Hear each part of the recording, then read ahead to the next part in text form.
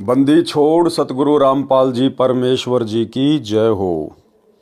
परमपिता परमात्मा सारी सृष्टि के रचनहार कुल मालिक असंख्य ब्रह्मांडों के स्वामी जगत गुरु तीनों लोकों में प्रवेश करके सबका भरण पोषण करने वाले राजाधिराज आत्माधार नाथों के नाथ देवों के देव महादेव सर्वेश्वर महेश्वर मृत्युंजय अजरो अमर आदि अनादि सनातनी प्रभु जगत पिता जगदीश्वर श्री श्री 1008 की उपाधि के वास्तविक अधिकारी अकाल मूरत शब्द स्वरूपी राम वासुदेव सर्वगतम ब्रह्म परम पूज्य प्रथम पूज्य परम संत परम पुरुष परम धनी परम दयालु सत्य कबीर हक्का कबीर अल्लाहु अकबर बाखबर अल्लाह ताला जगत के तारणहार जगत के मुक्तिदाता जगत के जगन्नाथ हारे के सहारे हिंदुओं के राम मुसलमानों के अल्लाह सिखों के वाहिगुरु ईसाइयों के मसीह दया के सागर दयानिधि करुणा के सागर करुणानिधि स्वयंभू परिभू संकट मोचन कष्ट हरण मंगल करण दुख भंजन अविगत कबीर निर्विकार निर्विषम परमात्मा अलय अलेख सतगुरु आदि अनादि सतगुरु असली मर्यादा पुरुषोत्तम असली राम असली कृष्ण असली घनश्याम असली मुरारी राजाओं के राजा महाराजाओं के महाराजा शहंशाहों के शहंशाह सम्राटों के सम्राट भगवानों के भगवान अल्लाहों के अल्लाह प्रभुओं के प्रभु मसीहाओं के मसीह सच्चे वाहिगुरु बाबाओं के बाबा पीरों के पीर सेठों के सेठ जगत सेठ सावड़सा सेठ सर्वगुण संपन्न अनंत कोटि कलाओं के स्वामी अनंत कोटि ब्रह्मांडों के नायक योगियों में महायोगी ध्यानियों में महाध्यानी सिद्धों में परम सिद्ध ज्ञानियों में तत्वज्ञानी ब्रह्म ज्ञानी महाज्ञानी परम ज्ञानी सर्वश्रेष्ठ ज्ञानी विज्ञानी युवा कबीर समरथ कबीर असमवात अमित ओजा सच्चे रहनुमा करीम अल्लाह सुभान अल्लाह दुनिया के अंतिम पैगंबर 8 सितंबर 1951 से गांव धनाना जिला सोनीपत हरियाणा भारतवर्ष की पावन भूमि पे प्रकट रियल कल की भगवान श्री नारायण साकार हरि श्री बाबा साहिब शब्द स्वरूपी राम संत श्रोमणी सतगुरु रामपाल जी परमेश्वर जी के चरण कमल में साध संगति से जुड़े हुए देश विदेश से आप और हम सभी सत्सेवक भाई बहनों का अनंत कोटि दंडवत प्रणाम। सत्साई भाई और बहनों, दया पूज्य गुरुदेव भगवान की सतगुरु रामपाल जी परमेश्वर जी की जिनके शुभ आशीर्वाद से विशेष आशीर्वाद से आप और हम सभी सत्सेवक भाई बहन साथ संगति से जुड़कर पूज्य गुरुदेव भगवान के तत्व ज्ञान को आधार बनाकर अपनी आत्मा के कल्याणार्थ हेतु दृढ़ता के साथ मोक्ष प्राप्ति के लिए भक्ति मार्ग पर निरंतर आगे की ओर बढ़ रहे हैं। भाई और बहनों, इस कलयुग की बिचली पीढ़ी में पूज्य गुरुदेव जी के आशीर्वाद से साध संगतियों के माध्यम से ही भगत आत्माओं में इतनी दृढ़ता और इतना विश्वास अपने गुरुदेव भगवान के प्रति पैदा होता है। और ये साध संगति सतगुरु रामपाल जी परमेश्वर जी के यथार्थ 13वें कबीर पंथ का ट्रेनिंग सेंटर है। साध संगति से जुड़कर ही आत्मा पाक साफ हो सकती है, अपने गुरु को परमात्मा के रूप में जान सकती है, पहचान सकती है। और जब तक हम गुरु को हृदय से परमात्मा के रूप में स्वीकार नहीं करेंगे, गुरु को परमात्मा के रूप में स्वीकार करने का मतलब है गुरु के अलावा अन्य किसी का प्रकट दिवस नहीं मनाना, गुरु के अलावा अन्य किसी को दंडवत नहीं करना, गुरु के अलावा अन्य किसी का जयकारा नहीं लगाना। तो ये विधि केवल वर्तमान में साध संगतियों में ही है। और जब तक हम इस प्रकार से पतिव्रता पद पर रहकर भक्ति नहीं करेंगे, तब तक हम पूज्य गुरुदेव जी के चरणों में उनके हृदय में जगह नहीं बना पाएंगे। तो गुरुदेव भगवान की बहुत बड़ी मेहर है आप और हम सभी सत्सेवक आत्माओं के ऊपर। और जिन जिन आत्माओं को मोक्ष प्राप्ति करनी होगी या परमात्मा ने करवानी होगी, उन सभी आत्माओं को परमात्मा अंततः साध संगति से जोड़ देंगे। तो भाई और बहनों, पूज्य गुरुदेव जी के कर कमल से लिखित पवित्र पुस्तक मुक्ति बोध के ऊपर वीडियो बनाने की श्रृंखला जारी है। इसी श्रृंखला में आज हमारा ये 19वें नंबर का वीडियो है। प्रत्येक वीडियो में गुरुदेव भगवान के आशीर्वाद से आप और हमें भक्ति मार्ग से संबंधित बहुत सारी नई नई बातें पता चलती हैं। उन बातों को सुनकर हमारा विश्वास भक्ति पर दृढ़ हो रहा है। तो आपने पिछले एपिसोड में पिछले वीडियो में आपने देखा कि मीराबाई की कथा जो गुरुदेव भगवान ने अपने कर कमल से लिखी है, उसमें गुरुदेव भगवान ने मीराबाई के विषय में बताया कि कैसे मीराबाई परमात्मा प्राप्ति के लिए प्रयास कर रही थी, कितनी दृढ़ता के साथ वो संघर्ष कर रही थी, कैसे मीराबाई को कबीर परमेश्वर जी की शरण प्राप्त हुई।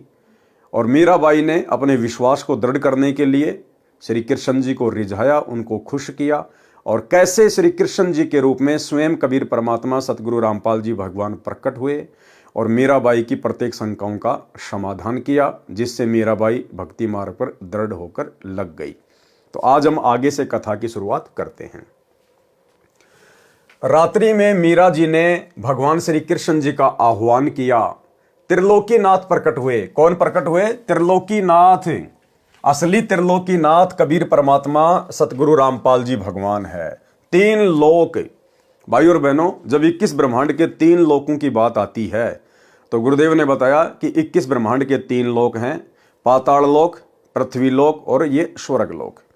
और जब बात आती है सृष्टि के तीनों लोकों की, तो उस समय काल का 21 ब्रह्मांड एक लोक बन जाता है, अक्षर पुरुष के 7 शंख ब्रह्मांड दूसरा लोक बन जाता है, और ऊपर के 4 अविनाशी लोक, सतलोक, अलख लोक, अगम लोक और अनामी लोक, ये 4 लोक मिलकर तीसरा लोक बन जाता है। इस प्रकार सृष्टि की यह त्रिलोकी है। तो पूरी सृष्टि के जो त्रिलोकीनाथ हैं वे हैं कबीर भगवान सतगुरु रामपाल जी परमेश्वर।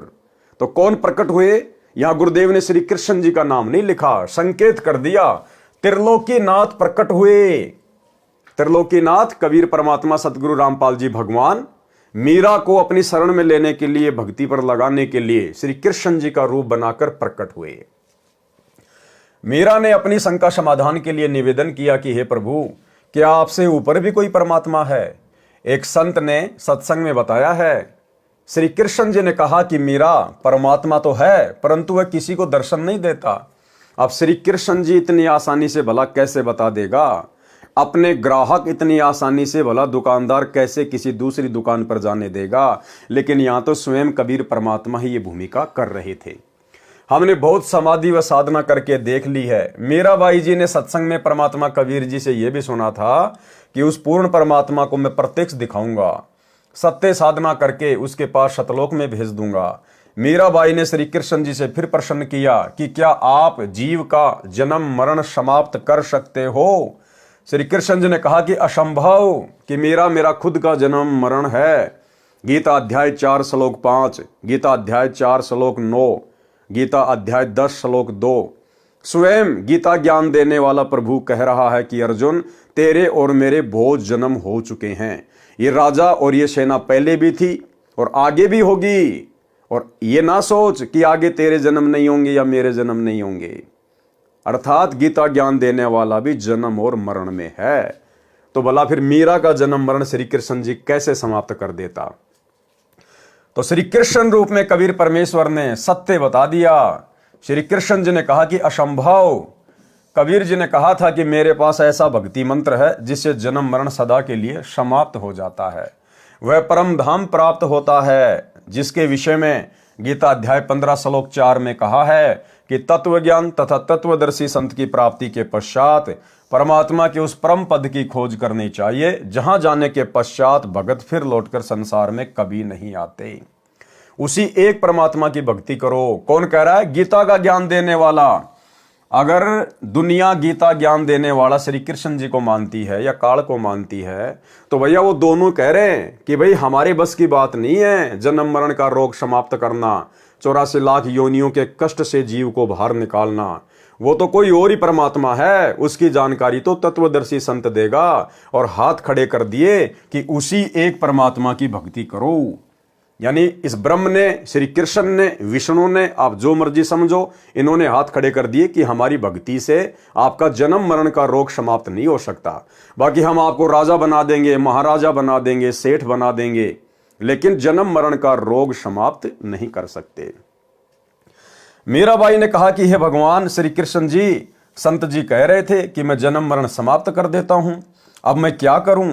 मुझे तो पूर्ण मोक्ष की चाहत है। श्री कृष्ण जी बोले कि मीरा, आप उस संत की शरण ग्रहण करके अपना कल्याण कराओ। मुझे जितना ज्ञान था वो बता दिया। मीरा अगले दिन मंदिर नहीं गई, क्योंकि आस्था हट गई। भाई और बहनों, आंखों के सामने सत्यता आ गई। सीधी संत जी के पास अपनी नौकरानियों के साथ जाकर दीक्षा लेने की इच्छा व्यक्त की तथा श्री कृष्ण जी से हुई वार्ता भी संत कबीर जी से साझा की। उस समय छुआछात चरम पर थी। ध्यान देना भाई और बहनों, उस समय छुआछात चरम पर थी। ठाकुर लोग अपने को सर्वोत्तम मानते थे, परमात्मा मान बढ़ाई वाले प्राणी को कभी नहीं मिलता, और अगर मिल भी गया उसके संस्कार के कारण तो परमेश्वर उसको हृदय से स्वीकार नहीं करेगा। अर्थात जाति और धर्म का अभिमान करने वाला भगत कभी भी सतगुरु की शरण में आने के बाद सतलोक प्राप्त नहीं कर सकता। ये तो 650 साल पहले की बात है। उस समय कोई तत्व ज्ञान नहीं था, इसलिए लोग अभिमान किया करते थे जाति का। लेकिन आज सतगुरु रामपाल जी परमेश्वर जी की शरण में आने के बाद भी साध संगति के अभाव से ज्यादातर भगत भाई बहनों के अंदर अपने ब्राह्मण होने का, अपने ठाकुर होने का, राजपूत होने का अभिमान कूट कूट के भरा हुआ है। एक आपको नमूना दिखा देता हूं। मध्य प्रदेश का सतलोक आश्रम से जुड़ा हुआ एक सारनामी भगत है, और किस प्रकार एक सतसेवक भाई के साथ में बदतमीजी से बात कर रहा है, अपने ठाकुर होने का अभिमान कर रहा है, गर्व कर रहा है। 3 मिनट की कॉल रिकॉर्डिंग में कोई 10 बार कह दिया कि मैं तो ठाकुर हूं, ठाकुर, भगवान ने ठाकुर बनायो ठाकुर, और ठाकुर तो ठाकुर ही रहेगो, तेरे कहने से कोई चमार थोड़ी बन जावेगो, भगवान ने मोको ठाकुर बनायो ठाकुर। अब उस मूर्ख को यह नहीं पता कि किस भगवान ने तेरे को ठाकुर बनाया है। अरे इस काल भगवान ने ठाकुर बनाया है, चमार बनाया है, ब्राह्मण बनाया है, राजपूत बनाया है। इस कबीर परमात्मा ने किसी को ठाकुर नहीं बनाया। इस पूरी सृष्टि का ठाकुर वो खुद है, और उसकी बराबरी कोई नकली ठाकर नहीं कर सकता। तो भाई और बहनों, साध संगति से ना जुड़ने के कारण जीव अपने अहंकार को समाप्त नहीं कर पाता है, अपनी असलियत से वाकिफ नहीं हो पाता है। तो एक छोटा सा सैंपल सतलोक आश्रम मैनेजमेंट हरियाणा से जुड़े हुए सारनामी भगत का। सोचिए, जब सारनामी भगत भाई बहनों का ये हाल है तो बाकी लोगों की हालत क्या होगी, सुनिए। हेलो। हाँ भगत जी, सच है। क्या विचार है भैया प्रेमदास, तेरा विचार क्या है? कुछ भी नहीं है भगत जी, क्या विचार है? ऐसे क्यों कमेंट करके लिख रहा? मैं तो दीवान सिंह ठाकुर हूँ ही, तेरे कहने से ठाकुर थोड़ी कहूंगा मैं। भगवान ने मुझे ठाकुर बनाया तो ठाकुर ही रहूंगा। तो वही तो बात है भगत जी यार। ठाकुर ही हूँ मैं, क्या जमार थोड़ी हूँ। हाँ वही तो है, ठाकुर ही हूँ मैं तो, तेरे कहने से थोड़ी होगा यार। नहीं, तो मैंने तेरे कहने से मैं तेरे को ठाकुर बना दूंगा तो तू ठाकुर बन जाएगा क्या? नहीं बनना चाहा भगत जी। तुम तो कहीं रांड का केबल से पटेल कहेगी तो दुनिया पटेल कहेगा तो बाजेगा वो। हाँ, के रांड पटेल तो पटेल थोड़ी कहवाएगा नहीं। वही बात है। हाँ। भगवान ने मुझे ठाकुर के घर में जन्म दिया है। हाँ सही बात। तो ठाकुर ही कहलाऊंगा। शेर का बच्चा शेर कहलाएगा, गीदड़ थोड़ी कहलाएगा। हाँ हाँ है, सही बात। शेर के बच्चे को गीदड़ कह देगा तेरे कहने से, कोई तू उसको गीदड़ कह देगा तो कोई भी गीदड़ उसको गीदड़ थोड़ी बन जाएगा वो। हाँ नहीं कहेगा भगत जी। है, तो मैं तो ठाकुर ही हूँ, ठाकुर के घर जन्म लिया है तो ठीक है भाई। अच्छी बात। तेरे कहने से कोई फर्क थोड़ी पड़ेगा मेरे को। सही बात है, और तू कुछ भी कहे भी देगा, मान लो मैं ठाकुर हूँ और तू कुछ भी बोलेगा तो उससे भी मेरे कुछ परिवर्तन नहीं पड़ना भाई। तू प्रेम है। हाँ तो तेरा नाम प्रेम ही रहेगा। मैं बलवान दास और ताकत दास धर दूंगा तो वो थोड़ी बनेगा कहने से। सही बात है। हाँ, प्रेमदास से ही पहचाना जाएगा भाई। तेरे परिवार ने जो तेरा नाम रख दिया वही चलेगा, मेरे कहने से नाम दूसरा थोड़ी परिवर्तन होगा। सही बात है। तो मैं तो वो ठाकुर के घर में जन्म लिया तो ठाकुर ही कहलाऊंगा यार। सही बात है।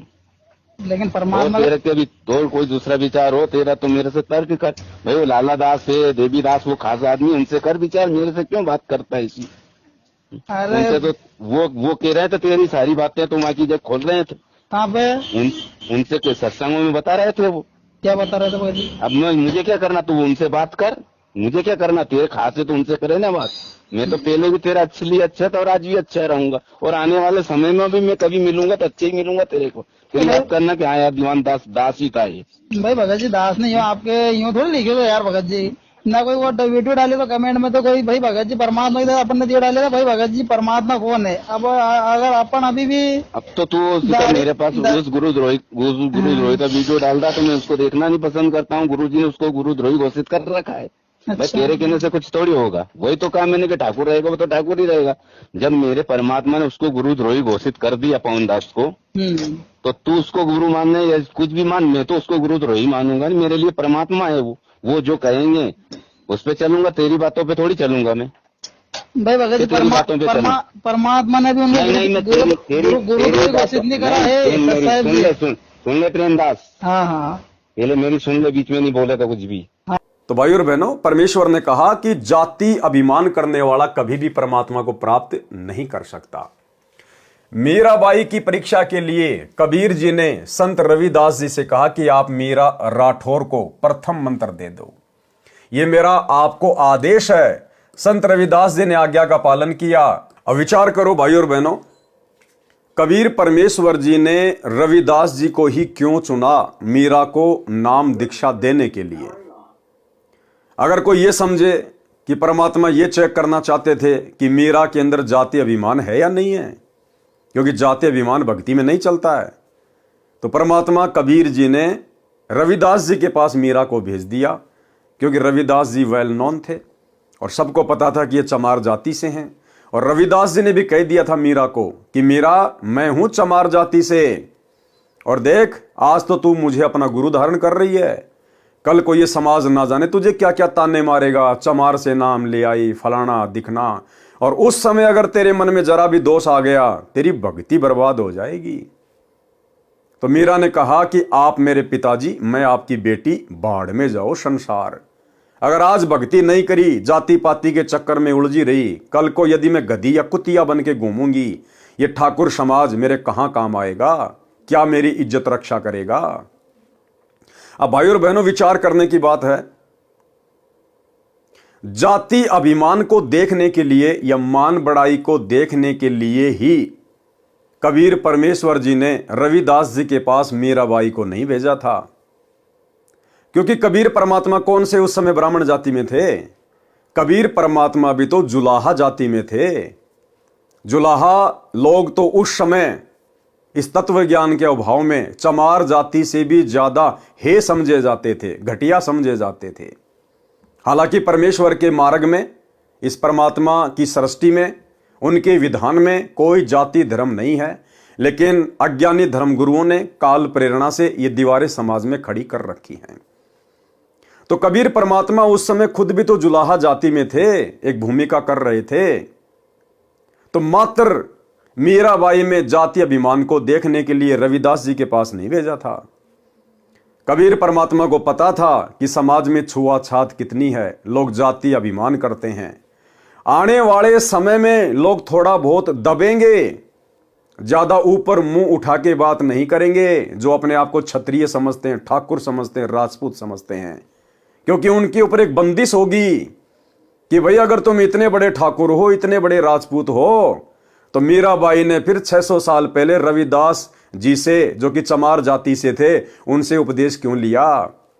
ठाकुरों का गुरु तो चमार है। मीराबाई राठौड़ जाति से थी, ठाकुर थी, और उसने अपने आत्म कल्याण के लिए जाति पाति को नहीं देखा। रविदास जी से, चमार जाति के संत से जाकर उपदेश ले लिया। फिर तुम आज वर्तमान में क्यों जाति पाति के चक्कर में पड़े हो? तो ये बहुत सारे कारण थे भाई और बहनों। परमात्मा ने इसलिए स्वयं ही रविदास जी का रूप बनाया। रविदास जी ने मीराबाई को उपदेश नहीं दिया, क्योंकि रविदास जी तो एक भगत थे, और ये पांचों मंत्र की दीक्षा किसी भगत को देने के आदेश नहीं है इस परमात्मा के। किसी भी युग में इतिहास उठा के देख लो आप। 650 साल पहले धर्मदास जी परमात्मा के परम भगत थे, और कबीर परमात्मा ने धर्मदास जी को भी आदेश नहीं दिया पांचों मंत्रों की दीक्षा के लिए। धर्मदास के 80 साल की उम्र में जो पुत्र हुआ था चूड़ामणि और मुक्तामणि, परमात्मा ने उसको आदेश दिया था आगे दीक्षा देने के लिए, ना कि धर्मदास को। तो भला रविदास को कैसे आदेश दे देंगे? तो ये सारे खेल भाई और बहनों कबीर परमेश्वर ने स्वयं ही खेले थे। ये मेरा आपको आदेश है। संत रविदास जी ने आज्ञा का पालन किया। संत कबीर परमात्मा जी ने मीरा से कहा कि बहन जी, वो बैठे संत जी, उनके पास जाकर दीक्षा ले ले। बहन मीरा जी तुरंत रविदास जी के पास गई और बोली, संत जी दीक्षा देकर कल्याण करो। संत रविदास जी ने बताया कि बहन जी, मैं चमार जाति से हूं, आप ठाकुरों की बेटी हो, आपके समाज के लोग आपको बुरा भला कहेंगे, जाति से बाहर कर देंगे, आप विचार कर लें। मीराबाई अधिकारी आत्मा थी, परमात्मा के लिए मर मिटने के लिए सदा तत्पर रहती थी। बोली, संत जी आप मेरे पिता, मैं आपकी बेटी, मुझे दीक्षा दो। भाड़ में पड़ो समाज, भाड़ में पड़ो समाज। भाई और बहनों, गुरुदेव ने बताया कि भगत का और जगत का, यानी भगत समाज का और जगत समाज का हमेशा से 36 का आंकड़ा रहा है। उनके विचार कभी भी भक्ति मार्ग पर मेल नहीं खा सकते, कभी भी दिन और रात कभी एक नहीं हो सकते।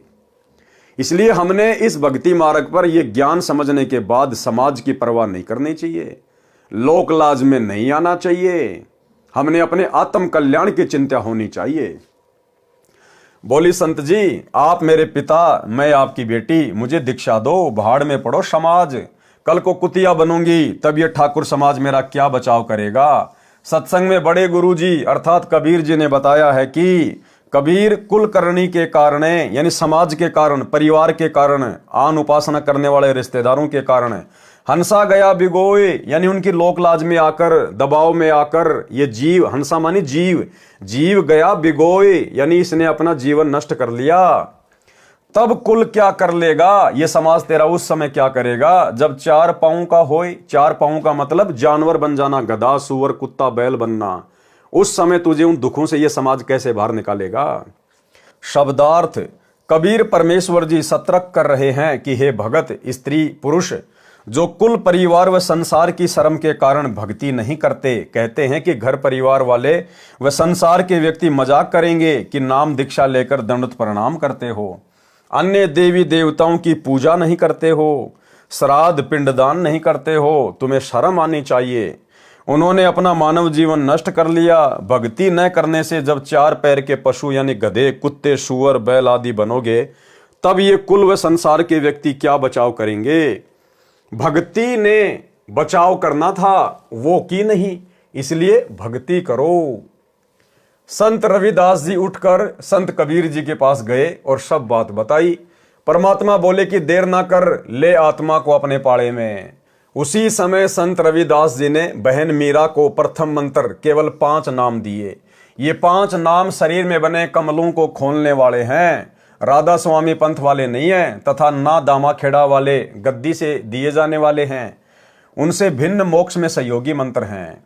मीराबाई को बताया कि ये इनकी पूजा नहीं है, इनकी साधना है। इनके लोक में रहने के लिए, खाने पीने के लिए जो भक्ति धन चाहिए वह इन मंत्रों से ही मिलता है।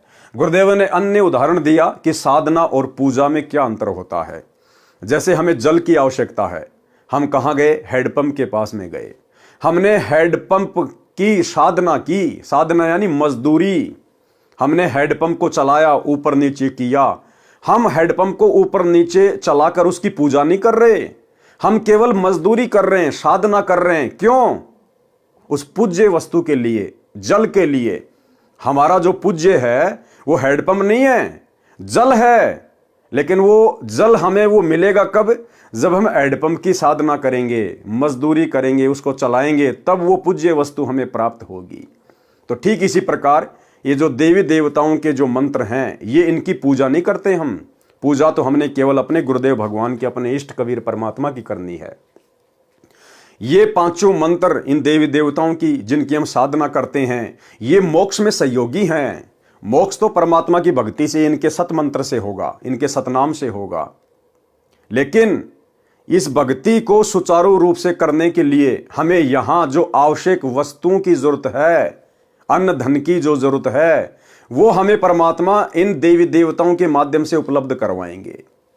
जैसे हम लोग किसी टहनी की पूजा नहीं करते, हम लोग जो है फल प्राप्त करने के लिए हम पेड़ की जड़ में पानी डालते हैं, हम टहनियों में पानी नहीं डालते। लेकिन फल तो टहनियों के लगेंगे, इसलिए हमने जड़ में पानी डालना पड़ेगा। ठीक इसी प्रकार हमने पूजा तो अपने पूज्य गुरुदेव भगवान की करनी पड़ेगी। लेकिन यहां की जो व्यवस्था है वो गुरुदेव ने इन देवी देवताओं के हाथों में संभाला रखी है। तो हमें यहाँ की जो सुविधाएं, जो लाभ प्राप्त होंगे, वो इन देवी देवताओं की साधना करने से ही होंगे। जब हमें लाभ प्राप्त होंगे तो भक्ति मार्ग में कोई दिक्कत नहीं आएगी, हम निश्चिंत होकर अपनी भक्ति करेंगे। इसलिए इनकी ये साधना हमें दी जाती है। मीराबाई को बताया कि ये इनकी पूजा नहीं है, इनकी साधना है। इनके लोक में रहने के लिए, खाने पीने के लिए जो भक्ति धन चाहिए वह इन मंत्रों से ही मिलता है। यहाँ का ऋण उतर जाता है, फिर मोक्ष के अधिकारी होते हैं। परमात्मा कबीर जी तथा संत रविदास जी वहां 1 महीना रुके। मीराबाई पहले तो दिन में घर से बाहर जाती थी, फिर रात्रि में सत्संग में जाने लगी, क्योंकि सत्संग दिन में कम तथा रात्रि में अधिक होता था। क्योंकि दिन में समय निकाल लेता कोई रात्रि में। मीरा के देवर राणा जी मीरा को रात्रि में घर से बाहर जाता देखकर जल भुन गए, परंतु मीरा को रोकना तूफान को रोकने का समान था। क्या कह रहे हैं गुरुदेव? मीराबाई को रोकना तूफान को रोकने के समान था। यानी आज की माता बहनों को भी भक्ति मार्ग पर इतनी दृढ़ता अपने अंदर पैदा करनी पड़ेगी अपने आत्म कल्याण के लिए। जो भक्ति करते करते भी अपने सास ससुर को अपने पति का भय मानती हैं, उन माता बहनों को अपने गुरुदेव भगवान के ऊपर विश्वास करके इतनी दृढ़ता लानी पड़ेगी। परमात्मा ने बताया इस भक्ति के लिए तो ध्रुव पिटा, प्रहलाद पिटा, मीराबाई ने मार खाई, और 650 साल पहले हमारे गुरुदेव कबीर भगवान ने तरह तरह की यातनाएं सही, दुनिया की गालियां खाई, मार पिटाई खाई। फिर भला हमें अपने आत्म कल्याण के लिए 2-4 गालियां, 2-4 थप्पड़ मुक्के खाने में किस बात की परहेज? एक छोटा सा सत्संग गुरुदेव भगवान का, ये सत्संग हमें यही शिक्षा देगा। यदि हम दृढ़ता के साथ गुरुदेव भगवान के चरणों को पकड़ के बैठे रहे, यदि हम भक्ति को त्यागने का मन में विचार भी नहीं करेंगे, तो ये परमात्मा हमारी रक्षा करेगा, परमात्मा हमें संघर्ष में सफलता दिलवाएगा। तो एक छोटा सा सत्संग जो आप और हमें प्रेरणा देगा कि किस प्रकार से हमने भक्ति मार्ग पर सफलता के लिए दृढ़ता के साथ में संघर्ष करना चाहिए। सुनिए। ऐसे और भी बहुत से भक्त बताते हैं, ऐसे ऐसे व्याधि चलन लग गया। जब 100 का नोट पाया, एक माई कह रही थी जी मैं पति तो नाम नहीं ले रहा, बाधा भी करता था। समागम आ गया, करौथे आश्रम में जब हम सत्संग करते थे, तो मैंने अपने पति से कहा कि मैं सत्संग में जाऊंगी, मैंने 100 रुपये दे दे। ये 10 वर्ष पहले, 8-9 वर्ष पहले की बात है। वो कहने लगा मैं तेरे को चवन्नी नहीं दूं, और तू तीसरे दिन झोला ठावे और वहां चली जाती है। वो कहने लगी मैं कोई गलत जगह जाती हूँ। 60-65 साल की उम्र की बुढ़िया थी, और तेरे बेटे जान लग रहे वहां पर। बेटे तो अपनी कमाई करें, वो ले जाते हैं किराया। मैं किराया मान ले उनसे मांग भी लूं तो नखरे करता है, क्योंकि बेटे अलग हो रहे हैं, उनसे थोड़ा द्वेष रखता है, उनसे कैसे ले लेगी, वहां जाओ भी नहीं। तो उसने कहा कि मुझे 100 रुपये दे दे। ने बोला कति नहीं जान दूं, और जाके दिखाइए आज तू। तो नहीं, मैं पैसा किराया दूं नहीं, तू जागी कैसे? तो वो कहने लगा मेरे द्वारा पैसा को ना। फिर आखिर में ये बहाना मिला उसने कि मेरे द्वारा 100 रुपये को नहीं। वो क्या कहती है उसकी पत्नी कि मैं तो बैठकर रोने लगी, जहां पूजा स्थल है रोने लगी है। भगवान देख कौन बनी। हम एक दूसरे के ऐसे बांध रखे हैं कि हम इनसे अब अपने भगवान के दरबार में भी नहीं जा सकते। आखिर में कहने की मैंने ये सोच लिया कि मैं अभी चाहती हूँ किसी पड़ोसन पर मांग मूंग कर मैं जाऊंगी। इतना दृढ़ निश्चय मैंने कर ही लिया था, लड़ाई होगी, बोलेगी, मार पीट लेगा और 2 मुक्के खा लेगी भगवान के नाम पे। ध्रुव पिटा, प्रहलाद पिटे, मीराबाई पिटी। ऐसे ही निर्णय होता है, ऐसे ही परमात्मा निकटाता है। इतने में बूढ़ा साइकिल लेकर जा था, गांव से निकला, सड़क थी अच्छी, जो दिल्ली के, ये पंजाब खोड़ की बात है, और वहां वो गया होगा सड़क के ऊपर आधा किलोमीटर। एक 100 का नोट ऐसे हवा में उड़ा, अगले साइकिल के अगले पहियों की ताड़ियां में आके चिपक गया, और उसने रोका तुरंत साइकिल। 100 का नोट ताजा, उसकी तो घीघी बंद की, घबरा गया, उल्टा आया, आकर ने बोला ले भगवान, तेरे भगवान ने भेज दिया, तेरा 100 का नोट ले जा तू। और उसका जो है ना पसीने आ रहे, उसके बाद उसने मुझे मना नहीं किया। तो यहां परमात्मा कहते हैं पति भरता पग जमी पर जो जो धर है पाव, समर्थ झाड़ू देत है ना काटा लग जावे। पति भरता भूखी रहे, यानी पतिव्रता को, यानी सच्ची उस अनन्य मन से पूजा कर रही भक्त आत्मा को कोई अभाव होता है, किसी चीज की आवश्यकता होती है और वो वास्तव में उसकी आवश्यकता है, तो कहते हैं पतिव्रता भूखी रहे वहां समर्थ घर सोच, ऐसे पति की स्त्री के, ऐसे पति की स्त्री के काल कर्म हो मोक्ष मोच। कहते हैं जैसी भक्त आत्मा जब दुखी होती है तो भगवान के दरबार में भी चिंता बन जाती है, और ऐसे पति की स्त्री के काल कर्म हो मोक्ष, जो ऐसी दृढ़ता के साथ, समर्पण के साथ, पूरे विश्वास के साथ भगवान पर लगती है, उसके नाम पर, कहते हैं उन्हीं का मोक्ष होता है, उन्हीं के पाप कर्म नष्ट होते हैं। कहते हैं नुक्ते ऊपर रिझ जाएगा रे कोट कर्म जल जा तुम्हारे, ये नुक्ते होते हैं जो हम लोग लाज और किसी परमात्मा के नाम पर ना किसी पति से, ना पत्नी से, ना पुत्र से कोई दबाव नहीं मानते अपने आत्म कल्याण के लिए, तो परमात्मा प्रसन्न होता है। परमात्मा कहते हैं मात पिता सुत स्त्री, मात पिता सुत स्त्री, आलस बंधु कान, संत मिलन को जब चले ये अटकावे आण। मात पिता, बालक है, बेटा है, बेटी है, माँ बाप नहीं जानते सत्संग में, जो 15-16 साल के 20 साल तक हैं वो माता पिता के अधीन होते हैं, और जो बुजुर्ग हैं वो जब बच्चे बड़े हो जाते हैं तो बच्चे बेटियां के अधीन हो जाते हैं, बेटे के अधीन हो जाते हैं, या फिर आलस, या फिर लोक लाज। जैसे आप यहाँ सत्संग में आते हैं, कोई ना कोई जरूर टकरा देगा, कहाँ चले, बेरा है सत्संग में जान दोगे, थारा तो पाँव लिकट रहा है, तीसरे दिन वहां बैठे रहते हो, तो इस तरह के श्लोक सुना देते हो, और आप जो ज्ञान में कमजोर है इन बातों से दबाव मानने लग जाता है, और फिर वो आना भी कम कर देता है, उसको ज्ञान नहीं है। इसके लिए परमात्मा कहते हैं कि मात पिता सुत स्त्री और आलस बंधु कांड, बंधु कांड माने लोक लाज, अपने मित्रों के वो कहे हुए व्यंग्यात्मक बातों से झिझक जाना। कहते हैं सतगुरु मिलन को जब चला ये अटकावे आण, ये आके आंट लावेंगे, कि बेटा क्या माँ बाप या स्त्री ऐसी निकम्मी हो जाएगा दी बेबे, बस जी का झाड़ बन जाती इस भगत के, या फिर लोक लाज, या खुद आलस कर जा, फिर देखोगे, फिर अगले बार देखेंगे, सर्दी ज्यादा है, गर्मी घनी है।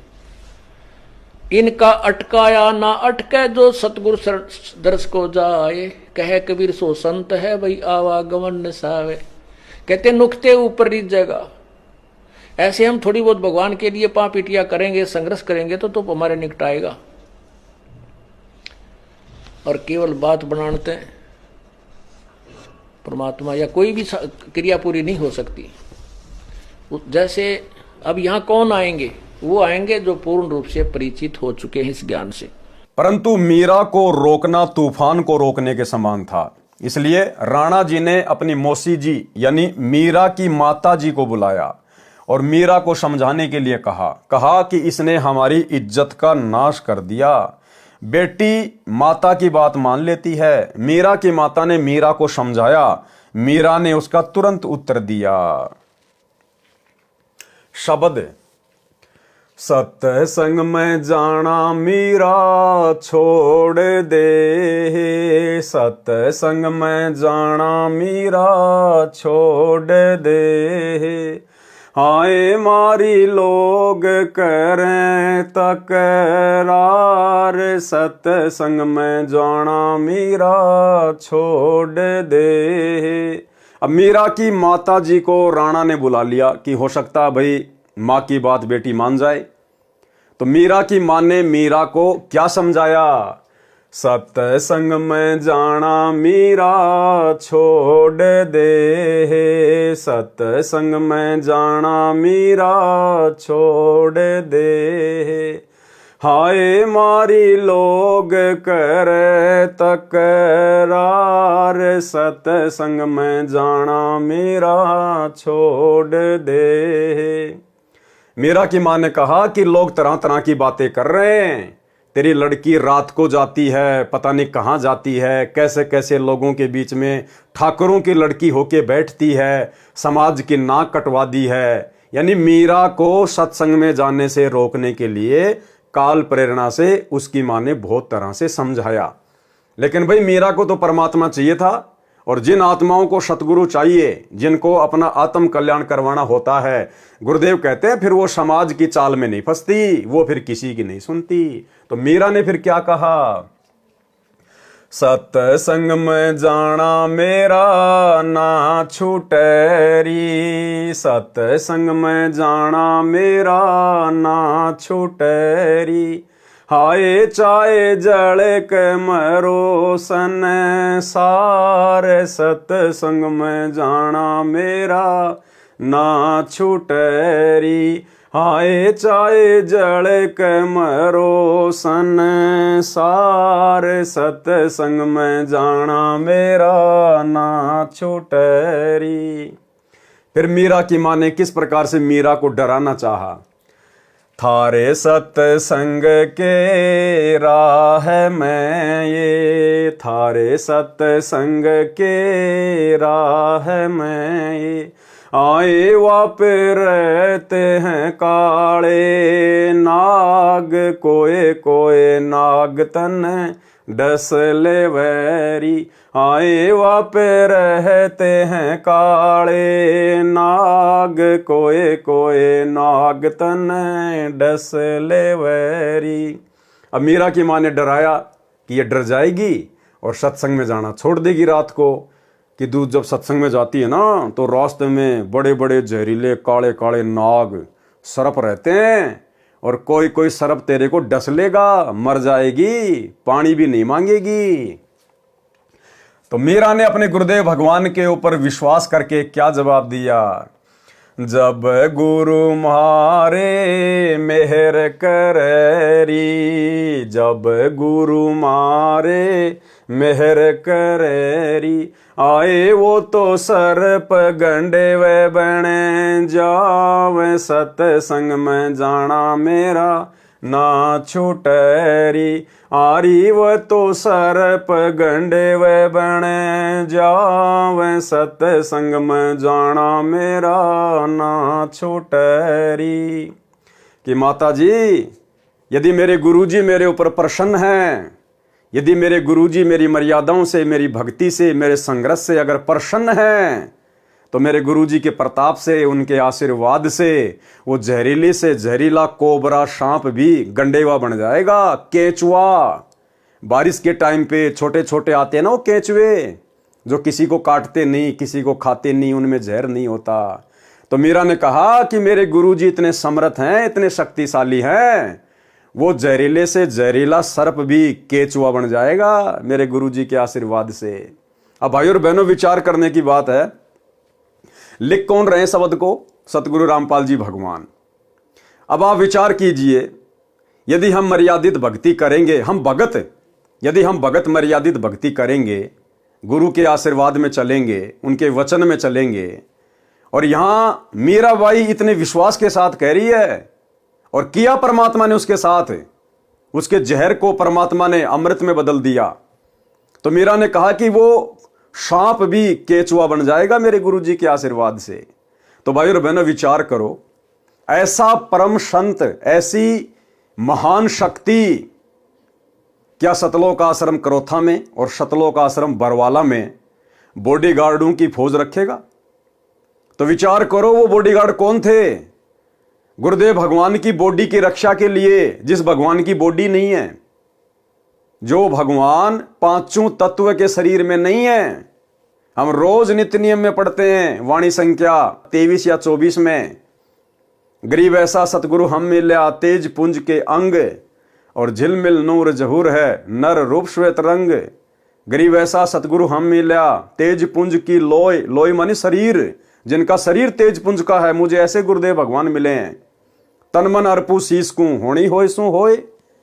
और फिर हम पढ़ते हैं, गरीब ऐसा सतगुरु हम मिला, बेपरवाह अबंध, परम हंस पूर्ण पुरुष, रोम रोम रविचंद। तो ऐसा सतगुरुदेव भगवान जिनका नूरी शरीर है, 5 तत्व का शरीर नहीं, हाड़ मांस की जिनकी बॉडी नहीं, जो शब्द स्वरूपी है, क्या ये परमात्मा अपनी बॉडी की सुरक्षा के लिए बॉडीगार्ड रखेगा? और वो भी 10-10, 15-15 बड़ी बड़ी बंदूकें, स्टेन गन, एक बार में 12-12 गोलियां निकाले। तो गुरु को मानुष मानने के कारण, अपने जैसा हाड़मास का पुतला मानने के कारण, और जो लोग गुरुजी के साथ में रहा करते थे, जिनको हम परम भगत मानते हैं, बहुत बड़े बड़े सेवादार मानते हैं, उन लोगों ने गुरु को अपने जैसा हाड़मास का पुतला मानने के कारण उन लोगों ने गुरुजी की सुरक्षा के लिए, कि कहीं गुरुजी को कोई टपका ना दे, कहीं गुरुजी को कोई मार ना दे, उन लोगों ने अपनी छोटी और घटिया सोच आधार से गुरु को मानुष मानकर उन बंदूकों का इंतजाम किया था। बॉडीगार्ड बने फिर रहे थे। और बॉडीगार्ड बनने के बाद भाई और बहनों, फिर मान बढ़ाई और अहंकार तो प्रथम है। दास देखा करता था सतलोक आश्रम बरवाड़ा में, बंदूक यहां लगा के पिस्टल और नीचे का मुंह दिखा के चला करते थे कि भक्तों को दिखे कि मैं गुरुजी का बॉडीगार्ड हूं। ये मान बढ़ाई पैदा करती हैं ये चीजें। इस परमेश्वर को आवश्यकता नहीं है। अरे जो तीनों लोकों में प्रवेश करके सबकी सुरक्षा करता है, सबका धारण पोषण करता है, उसको सुरक्षा की आवश्यकता है क्या? इसको सिक्योरिटी की आवश्यकता है क्या? तो ये तो गुरु को मानुष मानने के कारण उन बड़े बड़े परम भक्तों ने अपनी छोटी सोच आधार से ये क्रियाक्रम सेट कर रखा था। अब आने वाले समय में जब इस परमेश्वर की समर्थता, इसकी महत्वता, इस परमेश्वर की शक्ति जब पूरे संसार में होगी, पूरे ब्रह्मांड में होगी, वो तो ऑलरेडी पहले से है ही, उसी की शक्ति से सब कुछ चल रहा है। लेकिन आप और हमारी बुद्धि विकसित नहीं है, इसलिए हम नहीं समझ पा रहे। जब आप और हमारी बुद्धि विकसित होगी, हम इस परमेश्वर को पहचानेंगे परमात्मा के रूप में, तो इनका कोई बॉडीगार्ड नहीं होगा, इनका कोई सिक्योरिटी गार्ड नहीं होगा। हाँ, व्यवस्था बनाए रखने के लिए जरूर जो है भाई बहन सेवादार के रूप में रहेंगे, लेकिन वो लंबी लंबी बंदूकें लेके नहीं, क्योंकि पता चल जाएगा ये तो शब्द स्वरूपी राम है। 1 सेकंड में शरीर को नष्ट कर ले, 1 सेकंड में ये अपने शरीर को धारण कर ले। इसको मारने में कौन समर्थ है? तो परमेश्वर की समर्थता का जब ज्ञान हो जाएगा, तो फिर जीव अपनी सोच आधार से ऐसी हरकत नहीं करेगा। तो मीरा बाई ने कहा कि माताजी मुझे क्या डरा रही हो? मेरे परमात्मा, मेरे सतगुरु के रहते सहते मुझे सांप लड़ जाए, और लड़ भी जाएगा तो मेरा कुछ बिगाड़ नहीं पाएगा। परमात्मा उसके जहर को पानी बना देगा, मेरे को शीतलता ही देगा। फिर उसकी मां ने और तरीका अपनाया, थारे सत्संग के राह में ये, थारे सत्संग के राह में हाय वापे रहते हैं बबरी शेर, कोए कोए शेर तन खा ले वैरी, आए वापे रहते हैं बबरी शेर, कोए कोए शेर तन खा ले वैरी। बोले बेटी, बड़े बड़े बबरी शेर भी रहते हैं वहां रास्ते में, और तेरे को तो एक ही बटके में खा जाएंगे वो बबरी शेर। मीराबाई को डराने का प्रयास कर रही उसकी मां।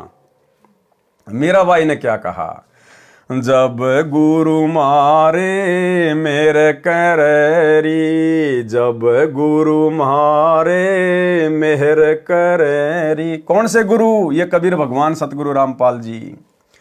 जब गुरु मारे मेहर करेरी, जब गुरु मारे मेहर करेरी, आए वो तो शेरा के गिद्दड़ बने जावे, सत्संग में जाना मेरा ना छूटेरी, आए वो तो शेरा के गिद्दड़ बने जावे, सत्संग में जाना मेरा ना छूटेरी।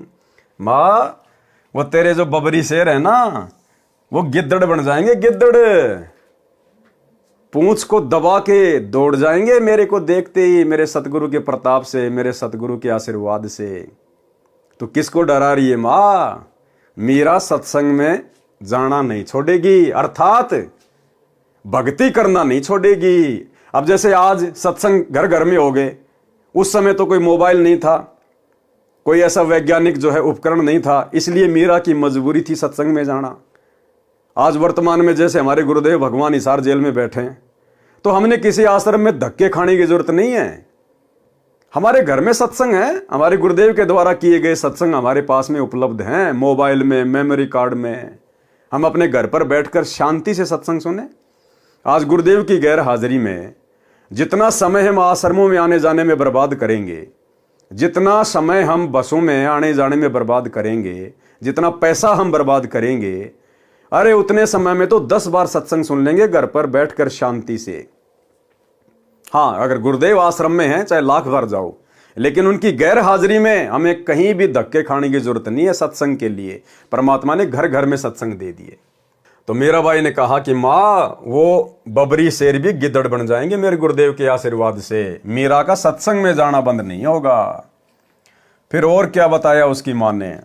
थारे सत्संग के बीच में है, थारे सत्संग के बीच में आए वापे रहते हैं साधु संत, कोई कोई संत तन ले रमय। हाय वापे रहते हैं साधु संत, कोई कोई संत तन ले रमय। अब मीरा की माँ ने कहा कि मीरा देख, तू ठाकुरों की लड़की है, तू सुंदर है, और तू सत्संग में जाती है और वहां हर प्रकार के आदमी आते हैं, और तुझे कोई बैला फुसला के भगा के ले जाएगा तुझे, तू सत्संग में मत जा। तो मीराबाई ने क्या कहा? तेरे री मन में माता पाप है री, तेरे री मन में माता पाप है री, संत मेरे माँ बाप हैं री, संत मेरे माँ बाप हैं री। हारी वो तो कर देंगे बेड़ा पार, सत्संग में जाना मेरा ना छूटरी। हाय वो तो कर देंगे बेड़ा पार, सत्संग में जाना मेरा ना छूटरी। यहाँ भाई और बहनों, जो ये संत शब्द है ना, संत मेरे माँ बाप है री, ये यहाँ पर संत रविदास जी के लिए मीरा ने कहा है, भक्तों के लिए नहीं। भगत हमारे माई बाप नहीं होते हैं। यहाँ पर संत रविदास जी यानी अपने गुरु जी के लिए मीरा ने शब्द यूज किए हैं। तो क्या कहा मीरा की मां ने कि थारे सत्संग के बीच में आए वहां पे रहते साधु संत, और कोई कोई संत तने ले रमे, कि तुझे भगा के ले जाएगा बैला फुसला के, और नाक कट जाएगी समाज में। तो भाई और बहनों, मीरा ने तो जवाब दे दिया, क्योंकि मीरा पाक साफ आत्मा थी, जिसके खुद के मन में दोष नहीं होता, सामने वाला भी उसको निर्दोष दिखाई देता है। लेकिन भाई और बहनों, वर्तमान में क्या हो रहा है? आज बिचली पीढ़ी का समय, पूर्ण परमात्मा स्वयं धरती पे सतगुरु रूप में प्रकट, भक्ति का पूरा कोर्स दे दिया गुरुदेव भगवान ने। और बड़ी विडंबना की बात है, शर्म की बात है, भगत समाज के लिए चुल्लू भर पानी में डूब मरने की बात है। स्वयं सतगुरु रामपाल जी भगवान भक्तों की बदनीयत के विषय में, शतलोक आश्रमों से जुड़े हुए कोऑर्डिनेटरों की घटिया हरकतों के विषय में अपने मुख से सार्वजनिक तौर पर सत्संग में कहने के लिए मजबूर हो रहे हैं। इतने घटिया कर्म इन शतलोक आश्रमों में कोऑर्डिनेटरों के द्वारा, सोचिए आम संगत का क्या हाल होगा। आम संगत को हैंडल करने वाले कोऑर्डिनेटरों का यह हाल है कि माता बहनों के साथ में अश्लील हरकतें करते हैं। और खुद सतगुरु रामपाल जी भगवान ही अंतर्यामी परमात्मा अपने सत्संग में सार्वजनिक तौर पर कह रहे हैं, हिसार जेल से आने वाली ऑडियो में, कि यहां तक शिकायतें आती हैं, ऐसे ऐसे घटिया हैं कोऑर्डिनेटर, कि बहन बेटियों के साथ भी अश्लील चैटिंग करते हैं। और गुरुदेव ने मजबूरन कहना पड़ा कि अच्छे इंसान तो जगत वाले भी ऐसा नहीं करते जैसा तुम भगत कर रहे हो। सबको लपेट लिया गुरुदेव ने, सबको, अपने परिवार को, कोऑर्डिनेटरों को, आम संगत को, कि अच्छे इंसान तो जगत वाले भी ऐसा नहीं करते जैसा तुम भगत कर रहे हो। यानी भक्तों को परमात्मा ने आम सांसारिक लोगों से भी नीचा गिरा हुआ बता दिया, इतना ज्ञान लेने के बाद भी। सुनिए छोटा सा सत्संग। विचार करना होगा कि हम कौन है, कहां से आए। आपस में खेचातानी रखते हो अभी भी भगत हो गए। अच्छे इंसान तो जगत वाले भी ना करते ऐसा जैसे भगत कर रही है। अच्छे इंसान तो जगत वाले भी ना करते ऐसा जैसे भगत कर रही है। अच्छे इंसान तो जगत वाले भी ना करते ऐसा जैसे भगत कर रही है। किसी को छोटी सी सेवा दे देते, कोऑर्डिनेटर बना दिया, उन्होंने सोचा मैं खुदा बन गया। और इतना शिक्षा तो पड़ी। मजदूर बनो सीखो, मजदूर। और कई देखा है कि कोऑर्डिनेटर या जिसकी जो भी व्यवस्था लगाई जाती है व्यवहार भी ठीक नहीं करते, धमकान लग जाते, कुरकान लग जाते। और कुछ ऐसी भी शिकायतें आई हैं जो बहन बेटियों के साथ गलत मैसेज भी डालते हैं। तो वो दुष्ट लोग ना तो कोऑर्डिनेटर के योग्य है ना वो भगत के योग्य। और कुछ ऐसी भी शिकायतें आई हैं जो बहन बेटियों के साथ गलत मैसेज भी डालते हैं। तो वो दुष्ट लोग ना तो कोऑर्डिनेटर के योग्य है ना वो भगत के योग्य। और कुछ ऐसी भी शिकायतें आई हैं जो बहन बेटियों के साथ गलत मैसेज भी डालते हैं। तो वो दुष्ट लोग ना तो कोऑर्डिनेटर के योग्य है ना वो भगत के योग्य। तो ऐसा तो संगत माई कुसंगत उपजेगी। और ऐसी कुसंगत होगी फिर हम रखेंगे नहीं उसको खेत में। किसान उस कुबाड़ को पाड़ कर खेत तो बाहर फेंक देता है, तो उसको आप मिशन से निकाल दिया जाया करेगा। सुधर जाओ, एक के नहीं सुनी जाया करती। दिशा में शिक्षा दी जाती है, अमल कर लो इन पे। कर्म बतेरे फोड़ लिए। इस ज्ञान का असर क्या हुआ? थोड़ा सा सुख होते हैं फिर पक्के एजेंट काल के बन जाते हैं। बकवाद वही करनी, भगवान से दूर हो जाएगा। थोड़ा सा सुख होते हैं फिर पक्के एजेंट काल के बन जाते हैं। बकवाद वही करनी, भगवान से दूर हो जाएगा। थोड़ा सा सुख होते हैं फिर पक्के एजेंट काल के बन जाते हैं। बकवाद वही करनी, भगवान से दूर हो जाएगा। तो भाई और बहनों, कहाँ तो मीराबाई और कहाँ वर्तमान के हमारे भगत भाई बहन कैसी कैसी घटिया हरकतों में लिप्त हैं, जो गुरुदेव को अपने मुख कमल से बोलने पर मजबूर होना पड़ रहा है। तो क्या कहा मीराबाई ने? तेरे री मन में माता पाप है री, तेरे री मन में माता पाप है री, संत मेरे माँ बाप हैं री, संत मेरे माँ बाप हैं री, आए वो तो कर देंगे बेड़ा पार, सत्संग में जाना मेरा ना छूटरी, हाय वो तो कर देंगे बेड़ा पार, सत्संग में जाना मेरा ना छूटरी। फिर क्या कहा? अंतिम दाव क्या लगाया मीराबाई की माता जी ने? हाय वो तो जात चमार है, हाय वो तो जाति चमार है, इसमें हमारी हार है, इसमें हमारी हार है। कि मेरा तो ठाकुरों की लड़की और जिसको तूने गुरु बनाया रविदास जी को, वो चमार जाति से है, समाज में थू थू हो रही है। तो मीराबाई ने क्या कहा? तेरे री लेख माता चमार है री, तेरे री लेख माता चमार है री, मेरा सिर जन हार है री, मेरा सिर जन हार है री, आए वो तो मीरा के गुरु रविदास, सत्संग में जाना मेरा ना छूटरी, आए वो तो मीरा के गुरु रविदास, सत्संग में जाना मेरा ना छूटरी। तो मीरा ने इस प्रकार से भक्ति मार्ग पर ज्ञान को आधार बनाकर अपने गुरु पर विश्वास करके अपनी माँ को भी, जो कि काल का जाल फैलाने आई थी, उसको परास्त किया। तो ये मीरा की कथा में शिक्षा देती है भाई और बहनों, आज आप और हमने भी भक्ति मार्ग पर इतने संघर्ष की आवश्यकता है।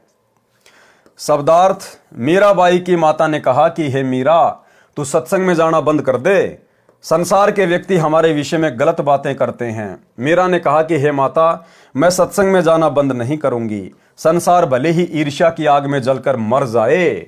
माता ने मीरा को भय कराने के लिए बताया कि जिस रास्ते से तू रात्रि में सत्संग सुनने के लिए जाती है, उस रास्ते में सर्प तथा सिंह रहते हैं, वे तुझे मार देंगे। मीरा ने उत्तर दिया कि मेरे गुरुजी इतने समर्थ हैं, वे कृपया करेंगे तो सिंह तो गिद्दड़ की तरह व्यवहार करेंगे, गिद्दड़ की तरह, और सर्प ऐसे निष्क्रिय हो जाएंगे जैसे गंडेवे प्राणी होते हैं, जो सर्प जैसे आकार के होते हैं, परंतु 6 या 8 इंच के लंबे और आधा इंच गोलाई के मोटे होते हैं, वे डसते नहीं हैं।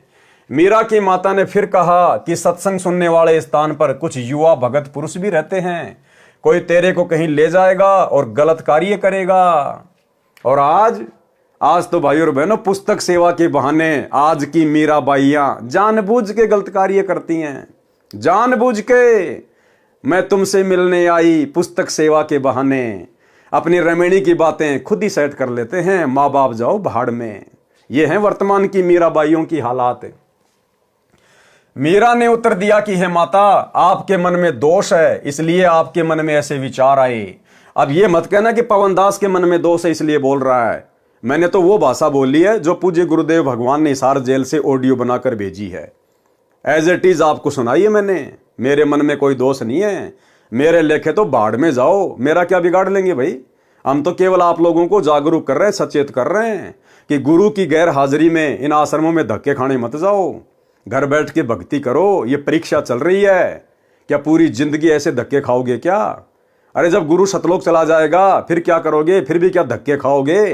तो गुरु वर्तमान में हिसार जेल में बैठ के यही तो रिहर्सल देख रहा है कि सोचो यदि मैं बरवाला कांड के बाद सतलोक चला जाता किन्हीं कारणों से, तो मेरे पीछे से ये तो इसी प्रकार से डंडे के यार बन के घूमते, जैसे पशु डंडे का यार होता है, उसको भय दिखा के उसको चलाया जाता है। ऐसे आज ये कोऑर्डिनेटर डंडा दिखा दिखा के, फर्जी आदेशों का पीला पर्चा निकाल के, डरा धमका के आप लोगों से अपना उल्लू सिद्ध कर रहे हैं। हे माता, वे संत व भगत तो मेरे माता पिता के समान हैं, वे ऐसा गलत कार्य नहीं करते। मीरा की माता ने छुआछात के कारण मीरा को रोकना चाहा, कहा कि हे मीरा, तेरा गुरु रविदास तो अनुसूचित जाति का चमार है, इससे हम राजपूतों की बेइज्जती हो रही है, सत्संग में जाना बंद कर दे। मीरा ने कहा कि हे माता, आपके विचार से मेरे गुरुजी अनुसूचित जाति के चमार हैं, मेरे लिए तो मेरे परमात्मा हैं, मैं उनकी बेटी, वे मेरे पिता हैं, सत्संग में जाना बंद नहीं होगा। कुछ वर्ष के पश्चात अपने देवर के अत्याचारों से परेशान होकर घर त्याग कर वृंदावन में चली गई। यानी मीरा ने घर छोड़ा, लेकिन विशेष परिस्थितियों में जब बात हद से ज्यादा बढ़ गई, बेचारी भक्ति नहीं कर पा रही थी, तब कहीं जाकर मीरा ने घर छोड़ने का निश्चय किया। और भाइयों और बहनों, मीरा के घर छोड़ने से उस घर पर कोई दिक्कत नहीं आनी थी, लेकिन आज आप और हम भगत भाई बहनों ने संघर्ष करना है। यदि परिस्थितियां बद से बदतर हो जाएं कि आपकी भक्ति हो ही नहीं रही, तो फिर सोच समझ कर आप जी ने अपना कदम उठाना है, अपना आगे का देख कर कि मैं आगे क्या करूंगा, कहां रहूंगा, क्या काम धंधा करूंगा, क्या खाऊंगा, क्या खाऊंगी, तब कहीं जाकर अपना कदम उठाना है। अन्यथा संघर्ष करना है। संघर्ष करेंगे तो परमात्मा साथ देगा वर्तमान में, क्योंकि मालिक को पता है कि ये आत्माएं कितनी कमजोर हो चुकी हैं, ये मीराबाई की तरह संघर्ष नहीं कर सकती। इसलिए परमात्मा हमारा साथ देगा। यदि हम थोड़ा बहुत भी संघर्ष करेंगे, तो थोड़ी बहुत गालियां खा लेंगे, 2-4 मार डुक्के खा लेंगे, तो परमात्मा हमारा साथ देगा। और यदि फिर भी परिस्थितियां बद से बदतर हैं, तो उसी स्थिति में आप और हमने घर छोड़ना चाहिए, जब हम अपना आगे का देख लें कि आगे मेरा ठिकाना क्या होगा।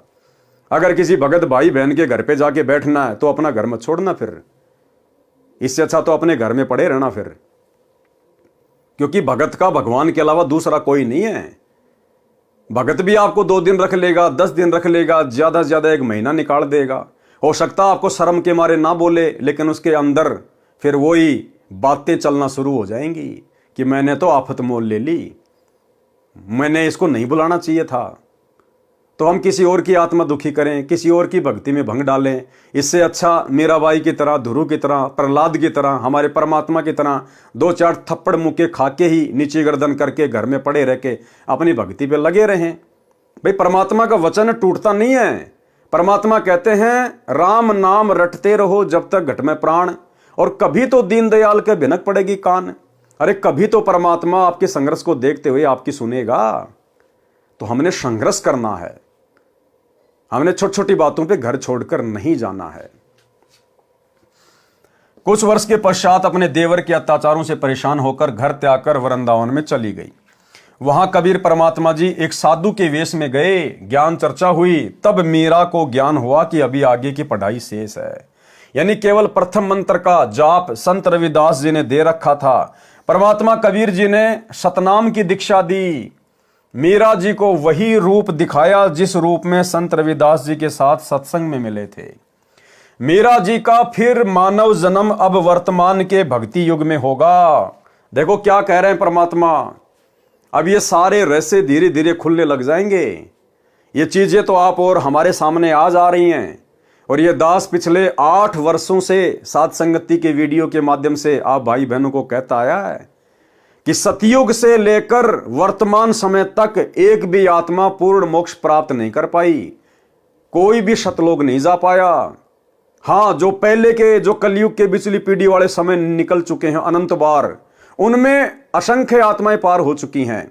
लेकिन वर्तमान जो ये चौकड़ी चल रही है चतुर्युग की, सतयुग, त्रेता, द्वापर और वर्तमान समय, और इन वर्षों में, लाखों वर्षों में परमेश्वर ने जितनी भी आत्माओं को प्रकट होकर अपनी शरण में लिया है, जिन बड़े बड़े महापुरुषों का, भक्तों का हम नाम सुनते हैं, 64 लाख भगत परमात्मा के 650 साल पहले हुए थे, अभी तक उनमें से एक भी आत्मा पार नहीं हो पाई, एक भी आत्मा। क्योंकि पार होने का समय तो ये है वर्तमान का। तो अब देखो गुरुदेव भगवान सात संगति की प्रत्येक बातों का समर्थन करते जा रहे हैं, प्रत्येक बातों का। मीराबाई का भी पूर्ण मोक्ष नहीं हुआ अभी तक। क्या कह रहे हैं गुरुदेव? मीरा जी का फिर मानव जन्म अब वर्तमान के भक्ति युग में होगा, इस कलयुग की बिचली पीढ़ी में होगा। भाई और बहनों, कुछ दिन पहले सात संगति में एक बहन आई थी हरियाणा से, जो अपने आप को मीराबाई कहा करती थी। तो भाई और बहनों, वो नकली मीराबाई है, वो वास्तव में मीराबाई नहीं है। उसने अपने विषय में झूठ फैलाया था कि मैं मीरा की आत्मा हूं, मीरा की आत्मा हूं। गुरुदेव क्या कह रहे हैं? उसका जन्म अब होगा, अभी हुआ नहीं है, यानी अब हो चुका होगा वर्तमान में। क्योंकि गुरुदेव ने मुक्ति बोध को लिखा कब? अपने जेल जाने के बाद, यानी 2014 के बाद गुरुदेव ने मुक्ति बोध को लिखा है। तो गुरुदेव कह रहे मीरा का मानव जन्म अब भक्ति युग में होगा। अब वर्तमान में हो सकता है हो चुका होगा ये पुस्तक लिखने के बाद। अगर हो चुका होगा तो मीरा तो मुश्किल से 7 या 8 वर्ष की होगी, और जबकि वो तो 60 साल की थी। और उसके बाद थोड़े समय के लिए वो सात संगति में आई, अपने आप को मीरा उसने घोषित किया, और कुछ समय बाद सात संगति से भी भाग गई और पंजाब के अमृतसर में जाकर गुरुद्वारे में बैठ गई। उसने अमृत छक लिया, यानी संत रामपाल जी के चरणामृत से उसका पेटा नहीं भरा, और पंजाब के अमृतसर में जाके गुरुद्वारे में जाकर सरदार नहीं बन गई। वो कटार वगैरह धारण कर ली, सर पे पगड़ी वगैरह धारण कर ली, और वहां पे अमृत छक लिया उसने। तो वो मीरा की आत्मा नहीं है। मीरा की आत्मा के विषय में परमात्मा क्या कह रहे हैं? मीरा जी का फिर मानव जन्म अब वर्तमान के भक्ति युग में होगा।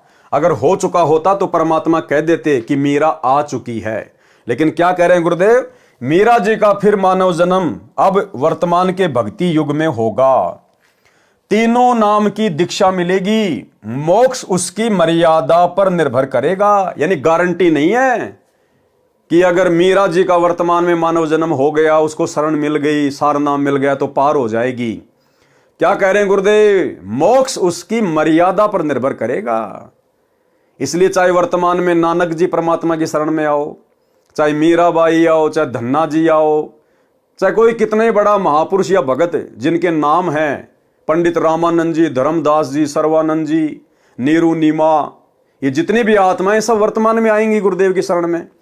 तो गुरुदेव कह रहे शरण में आने से बात नहीं बनेगी भैया, मर्यादा फर्स्ट है। अगर मर्यादा में रहेंगे तो मोक्ष प्राप्त करेंगे, चाहे मीरा हो चाहे धर्मदास हो।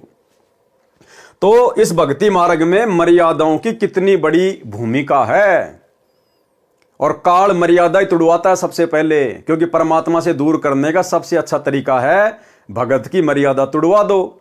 और बरवाला कांड के बाद गुरुदेव भगवान जो हमारी परीक्षा ले रहे हैं, आप सबको पता है सतलोक आश्रम मैनेजमेंट हरियाणा ने, गुरुदेव के परिवार ने, इन कोऑर्डिनेटरों ने एक भी भगत की मर्यादा सुरक्षित नहीं छोड़ी, एक भी भगत की। सारे भक्ति विरुद्ध उल्टे काम और गुरु जी का ही नाम ले लेके संगत से करवा डाले।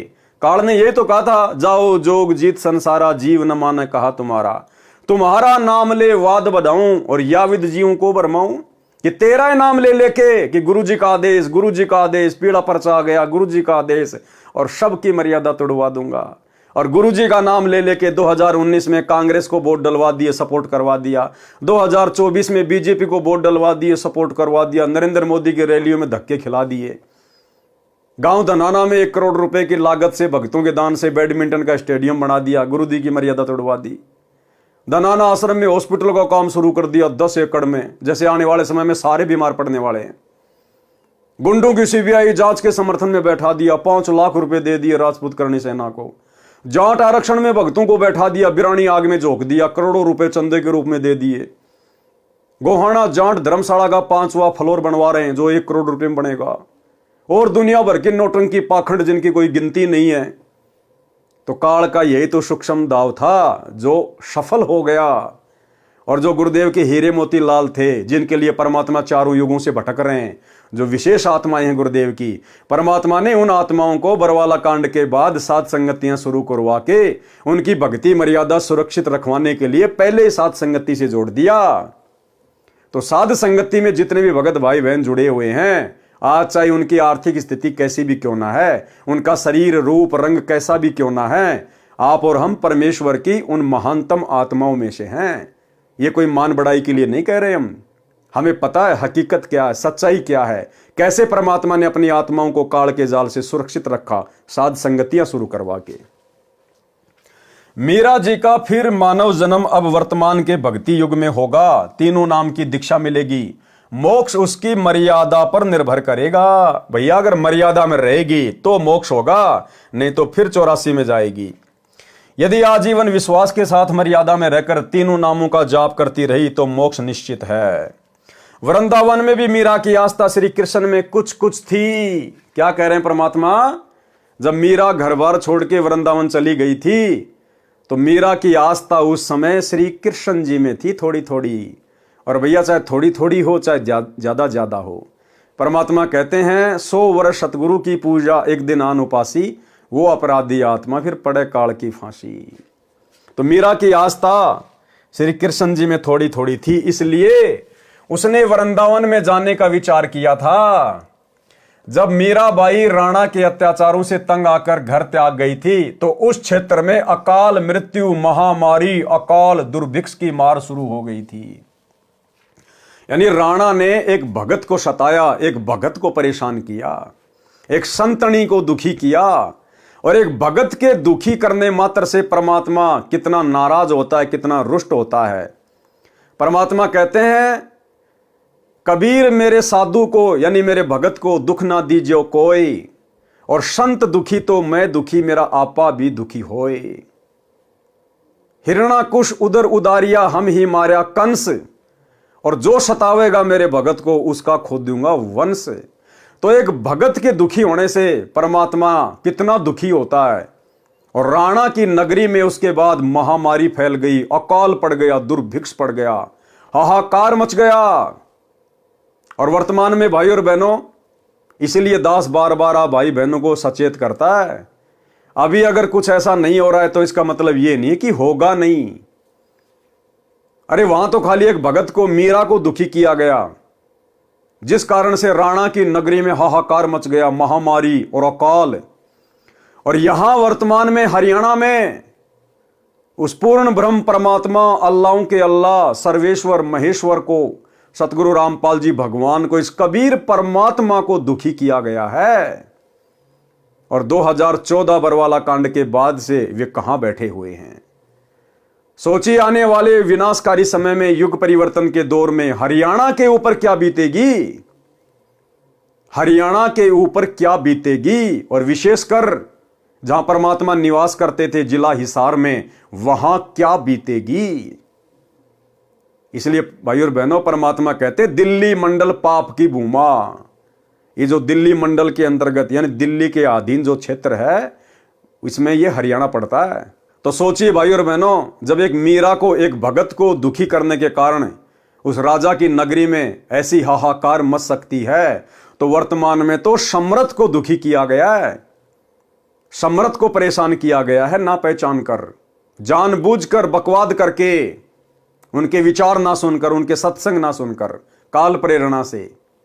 तो सोचिए आने वाले समय में इस सरकार का क्या होगा, उस प्रदेश के वासियों का क्या होगा, किस किस प्रकार की आपदाएं आएंगी, आपत्तियां आएंगी। और फिर समाधान क्या होगा, समाधान वही होगा जो राणा को फिर पंडितों ने बताया, ज्योतिषियों ने बताया। क्या, जब मीराबाई राणा के अत्याचारों से तंग आकर घर त्याग कर गई, तो उस क्षेत्र में अकाल मृत्यु, महामारी, अकाल दुर्भिक्ष की मार शुरू हो गई। ज्योतिषियों ने बताया कि आपके नगर से संत रुष्ट होकर चला गया है, जिस कारण से यह उपद्रव हो रहा है।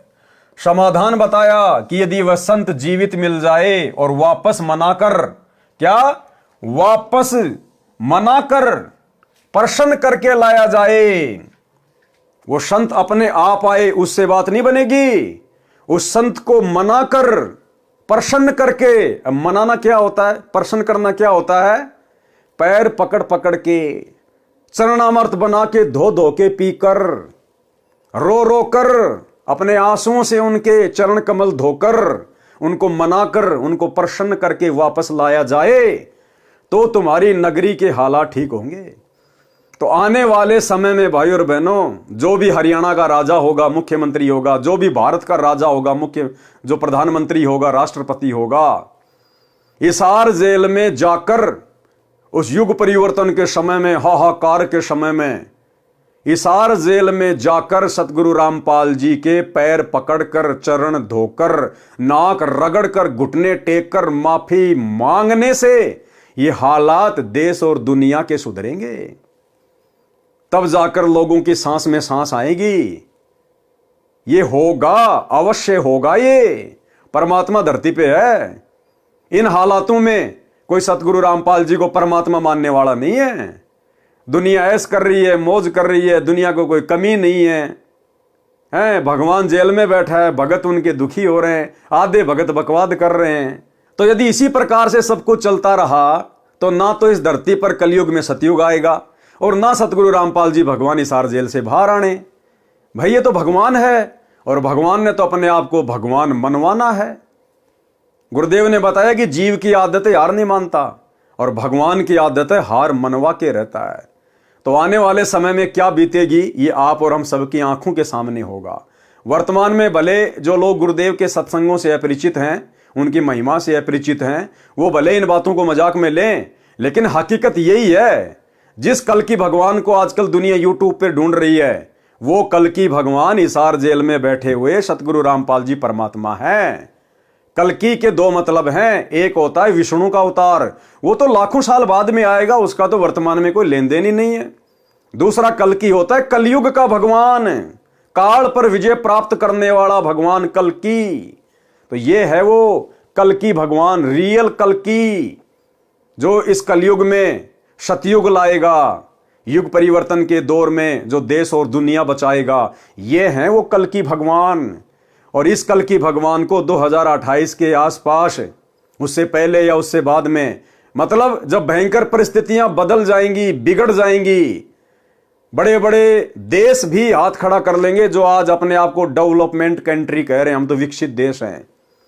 जब उनके भी हाथ खड़े हो जाएंगे, भारत के तो बिसात ही क्या फिर। और उस समय फिर पता चलेगा कि इन परिस्थितियों में कौन सहायता कर सकता है, कौन काबू पा सकता है। इस प्रकृति के ऊपर किसका डंडा है, तब पता चलेगा कि हिसार जेल में बैठी हुई परम शक्ति है। तो उस समय इन राजनेताओं को मजबूरन घुटने टेकने पड़ेंगे, वहां मनाना पड़ेगा, प्रसन्न करना पड़ेगा। तो भाई और बहनों, आप और हमें तो दृढ़ विश्वास है, और नहीं है तो हो जाना चाहिए। हमने इस भक्ति मार्ग पर जरा भी गफलत नहीं करनी है। परिस्थितियां चाहे कैसी भी हों, कैसी भी बिगड़े, आप और हमारा तो बाढ़ भी बाका नहीं होगा अगर इसी प्रकार से गुरु मर्यादा में रहकर, अपने गुरु को इष्ट मानकर, घर को आश्रम बनाकर अगर इस भक्ति मार्ग पर लगे रहे तो। बाकी दुनिया का उस समय क्या होगा क्या नहीं होगा वो तो फिर हम अपनी आंखों से ही देखेंगे। ज्योतिषियों ने बताया कि आपके नगर से संत रुष्ट होकर चला गया है, जिस कारण से यह उपद्रव हो रहा है। समाधान बताया कि यदि वह संत जीवित मिल जाए और वापस मनाकर प्रसन्न करके लाया जाए तो वह आशीर्वाद देकर सब ठीक कर सकता है। वह आशीर्वाद देकर सब ठीक कर सकता है। और उस समय भी भाई और बहनों, मीरा ने कुछ भी ठीक नहीं करना था। मीरा तो भगत थी, आशीर्वाद देने का तो कोई सवाल ही पैदा नहीं था। उस समय भी परमात्मा ने ही ठीक करना था, इसी कबीर परमेश्वर ने ठीक करना था। अगर मीरा वापस भी आ जाती तो। राणा ने अपने सभापतियों से प्रश्न किया कि ऐसा कौन संत था जो रुष्ट होकर चला गया, क्योंकि मीरा का देवर मीरा को कोई भगत थोड़ी मानता था। तो उसने कहा कि ऐसा कौन संत था जो रुष्ट होकर चला गया। राणा का चाचा यानी मीरा का पितसरा यानी चाचा ससुर भवन सिंह राणा का महामंत्री था, और इस भवन सिंह ने परमात्मा कबीर जी से नाम उपदेश भी ले लिया था तथा परमात्मा का भगत था। मीराबाई के साथ भौम ने भी संत रविदास जी से नाम लिया था। भौम को यानी भवन को एक नौकर राजा ने दे रखा था, उस नौकर ने भी उस समय संत रविदास जी से नाम लिया था। वे पहले मीरा के साथ बैठकर परमात्मा की चर्चा घंटों किया करते थे। भवन मीरा को बेटी की तरह तथा साध्वी की तरह सम्मान देता था, परंतु अत्याचारी भतीजे राजा से डरता था। मीरा को सांत्वना देता था कि भक्तों का भगवान रक्षक है। मीरा के चले जाने के पश्चात भवन तथा नौकर बहुत रोते थे, याद करते थे। भौम ने राजा को बताया कि मीरा संत थी। उस राणा को मीरा के चाचा ससुर भवन ने बताया कि मीरा संत थी, वह चली गई, इस कारण से यह सब अनिष्ट हो रहा है। राणा ने कहा कि उसे कौन ला सकता है। अब देखो, फिर भी अहंकार, फिर भी घमंड, फिर भी अहंकार, फिर भी घमंड। वो राणा खुद जाने को तैयार नहीं हुआ। अगर वो सैनिक या कोई और राणा के आदेश से मीरा को ले भी आते तो भी परमात्मा दया नहीं बख्शता, क्योंकि मैन अत्याचारी कौन था जिसके अत्याचार से दुखी होकर मीरा वृंदावन गई थी, उसको जाना पड़ेगा, उस राजा को, उस राणा को जाना पड़ेगा। लेकिन वो शेर तो आदेश दे रहा कि कौन ला सकता है मीरा को, यानी अभी उसको आवश्यकता नहीं थी, अभी वो दुखी नहीं था, जनता दुखी हो रही थी। राणा ने कहा कि उसे कौन ला सकता है, मैं कभी उसे कष्ट नहीं दूंगा, प्रतिज्ञा करता हूं। 2 सिपाही जो मीरा की निगरानी के लिए छोड़ रखे थे, मीरा के साथ छाया की तरह साथ रहने का आदेश राणा ने दे रखा था।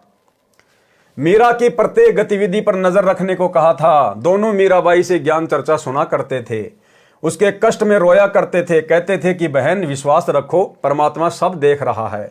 मीरा के अचानक चले जाने से उसकी दशा भी खराब थी, घंटों रोते थे। उन दोनों ने खड़ा होकर सभा में कहा कि हम मीरा को लौटा ला सकते हैं यदि जिंदा मिल गई तो।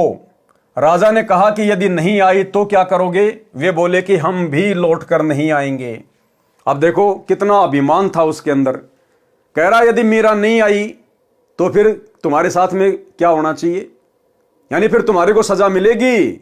अभी भी उसमें अहंकार। तो भाई और बहनों, आज वर्तमान में सतगुरु रामपाल जी भगवान उस युग परिवर्तन के दौर में जनता के हाथ पैर जोड़ने से नहीं आएंगे। जो मुख्य लोग हैं, जो देश की व्यवस्था को संभालते हैं, जो राजा लोग हैं, मंत्री प्रधानमंत्री हैं, वो जब जाएंगे रोएंगे, गिड़गिड़ाएंगे। और ये उस समय गिड़गिड़ाएंगे जब सारी सत्ता, सारी हेकड़ी जब इनके हाथ से निकल जाएगी, जब इन राजनेताओं की खुद की जान के ऊपर बात आएगी ना कि अब तुम्हारे प्राण नहीं बचेंगे, उस समय ये गिड़गिड़ाते हुए जाएंगे हिसार जेल में अपने बाप के चरणों में नाक रगड़ने के लिए, और उस समय फिर परमात्मा विचार करेगा कि क्या करना है और क्या नहीं करना है। उन दोनों ने खड़ा होकर सभा में कहा कि हम मीरा को लौटा ला सकते हैं यदि जिंदा मिल गई तो। राजा ने कहा कि यदि नहीं आई तो क्या करोगे? वे बोले कि हम भी लौटकर नहीं आएंगे।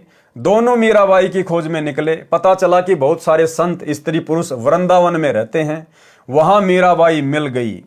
लौट चलने की प्रार्थना की। बताया कि राजा के राज में उपद्रव हो रहे हैं। ब्राह्मणों ने बताया है कि मीरा वापस आएगी तो सब ठीक होगा।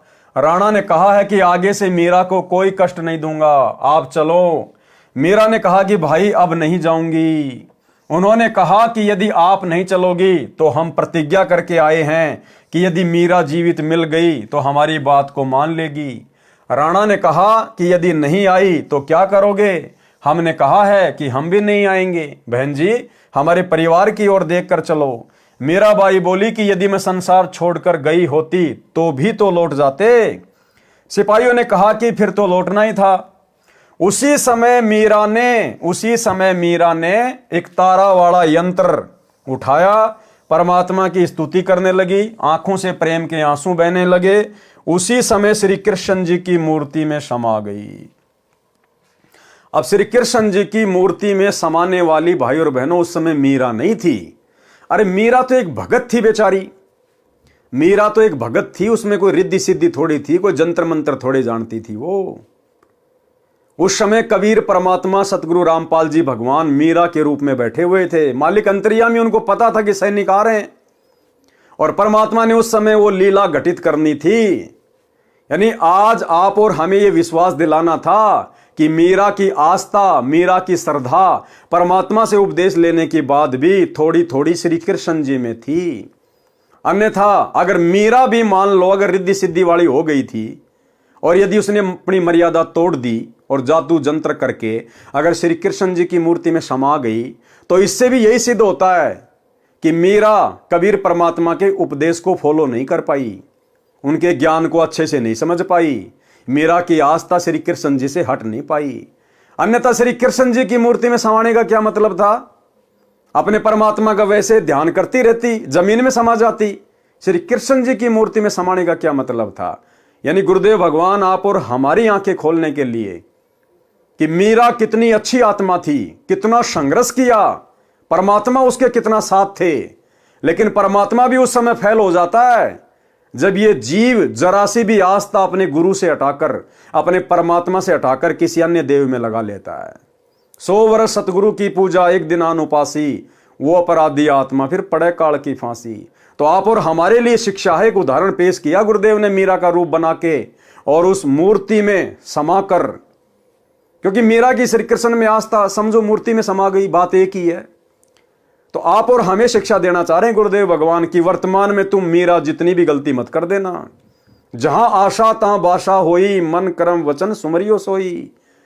अगर ये भक्ति करते करते इस कलयुग की पिछली पीढ़ी में अगर तुम्हारी अपने गुरु के अलावा किसी अन्य में जरा सी भी आस्था रह गई, जैसे आज सतलोक आश्रमों से जुड़े हुए 90% भगत भाई बहनों की थोड़ी सी नहीं, आधी नहीं, पूरी की पूरी आस्था उस दाढ़ी मूछ वाली कबीर जी की समझे जाने वाली नकली फोटो में है। यानी वही बात है भाई और बहनों, जहां से परमात्मा ने उठाया था संगत वहीं जाके खड़ी हो गई। पहले देवी देवताओं को छोड़ने को तैयार नहीं थी, अब उस दाढ़ी मूछ वाले कबीर जी की मुर्दा फोटो को छोड़ने को तैयार नहीं है। अब क्या करे भगवान? परमात्मा समझा सकता है, रो सकता है, प्रमाण दे सकता है, सीना फाड़ के नहीं दिखाएगा कि मैं कबीर हूं तुम्हारा गुरु। तो ये तो हमने तत्व ज्ञान को आधार बनाकर ही समझना पड़ेगा। तो आप और हमारा सौभाग्य साथ संगति से जुड़े हुए भाई बहनों का, जो परमात्मा ने आस्था और श्रद्धा का नामो निशानी खत्म कर दिया किसी अन्य देव में, महादेव में, और वो दाढ़ी मूछ वाली कबीर जी की फोटो को परमात्मा ने हम सभी सत्सेवकों में प्रेरणा करके टूक टूक करवा दिया, फड़वा दिया, सोशल मीडिया पर वीडियो बनवा दिए दूसरे लोगों को भी संदेश देने के लिए। तो ये साथ संगति गुरुदेव भगवान का विशेष मिशन है, 13वां यथार्थ कबीर पंथ है। उसी समय मीरा जी ने एक तार वाला यंत्र उठाया, परमात्मा की स्तुति करने लगी, आंखों से प्रेम के आंसू बहने लगे। उसी समय श्री कृष्ण जी की मूर्ति में समा गई। दोनों नौकरों ने लौटकर राणा को सभा में बताया। उस समय राजा अपने महामंत्री भवन के साथ शिकार खेलने जाने वाले थे। भौम तलवार तीर लेकर तैयार था। उसके घोड़े को भगत नौकर पकड़कर खड़ा था। यानी जो भगत था, वो जो नौकर था वो भगत बन गया था। वो भवन के घोड़े को पकड़ के खड़ा था। भवन मंत्री सभा में बैठा था। नौकरों से राजा ने प्रश्न किया कि मिली मीरा? नौकरों ने कहा कि मिली थी, मना कर दिया। भगवान की मूर्ति में समा गई। राजा अहंकारी था। उसने कहा कि बाहर जाकर चरित्रहीन हो गई होगी, मुसलमान खत्म कर लिया होगा, इसलिए धरती में गड़ गई। जब जानता वो संत थी, ऊपर आकाश में स्वर्ग में जाती। उस अहंकारी राजा ने और परमात्मा की प्यारी आत्मा के विषय में, मीरा के विषय में क्या कुशब्द कहे कि जब जानता वो भगत थी, जब ऊपर आकाश में जाती स्वर्ग में, जमीन में गड़ गई, कोई मुसलमान खत्म कर लिया होगा। यानी टोंट कसा, व्यंग कसा कि उस समय मानता कि वो संत थी, भगत थी, जब ऊपर उड़ के जाती। अब भाई और बहनों, परमात्मा फिर अपने भगत की बेइज्जती सहन नहीं कर सकता। उसी समय परमात्मा भवन के रूप में प्रकट हो गए। वहां पर मीराबाई के चाचा के रूप में, भवन के रूप में परमात्मा प्रकट हो गए। उस भवन को नहीं पता चला कि मैं कौन हूं और अब मेरे रूप में सारा खेल कौन खेलने वाला है। तब जानता वो संत थी, जब ऊपर आकाश में स्वर्ग में जाती। उस समय भवन भगत खड़ा हुआ और बोला, हे अपराधी। अब हमने पहले क्या पढ़ा? वो तो बहुत डरता था वो अपने भतीजे से। वो जो भवन था, महामंत्री था उसका, वो अपने भतीजे से डरता था। लेकिन उस समय क्या हुआ? तुरंत खड़ा हुआ बड़ी सभा में और क्या कहा अपने भतीजे को कि हे अपराधी। उस समय भाई और बहनों, वो सारी भूमिका, वो सारा रोल कबीर परमात्मा सतगुरु रामपाल जी भगवान ने अपने हाथ में ले लिया। जिस प्रकार आपने कबीर सागर के सरलार्थ में पढ़ा कि हनुमान जी द्रोणागिरी पहाड़ को उठाकर लंका ले गए। गुरुदेव ने क्या बताया? वो उठाता हुआ हनुमान दिखाई दे रहा था, लेकिन सूक्ष्म रूप में हनुमान जी के हाथों के नीचे हाथ किसने दिए? इसी कबीर परमात्मा सतगुरु रामपाल जी भगवान ने।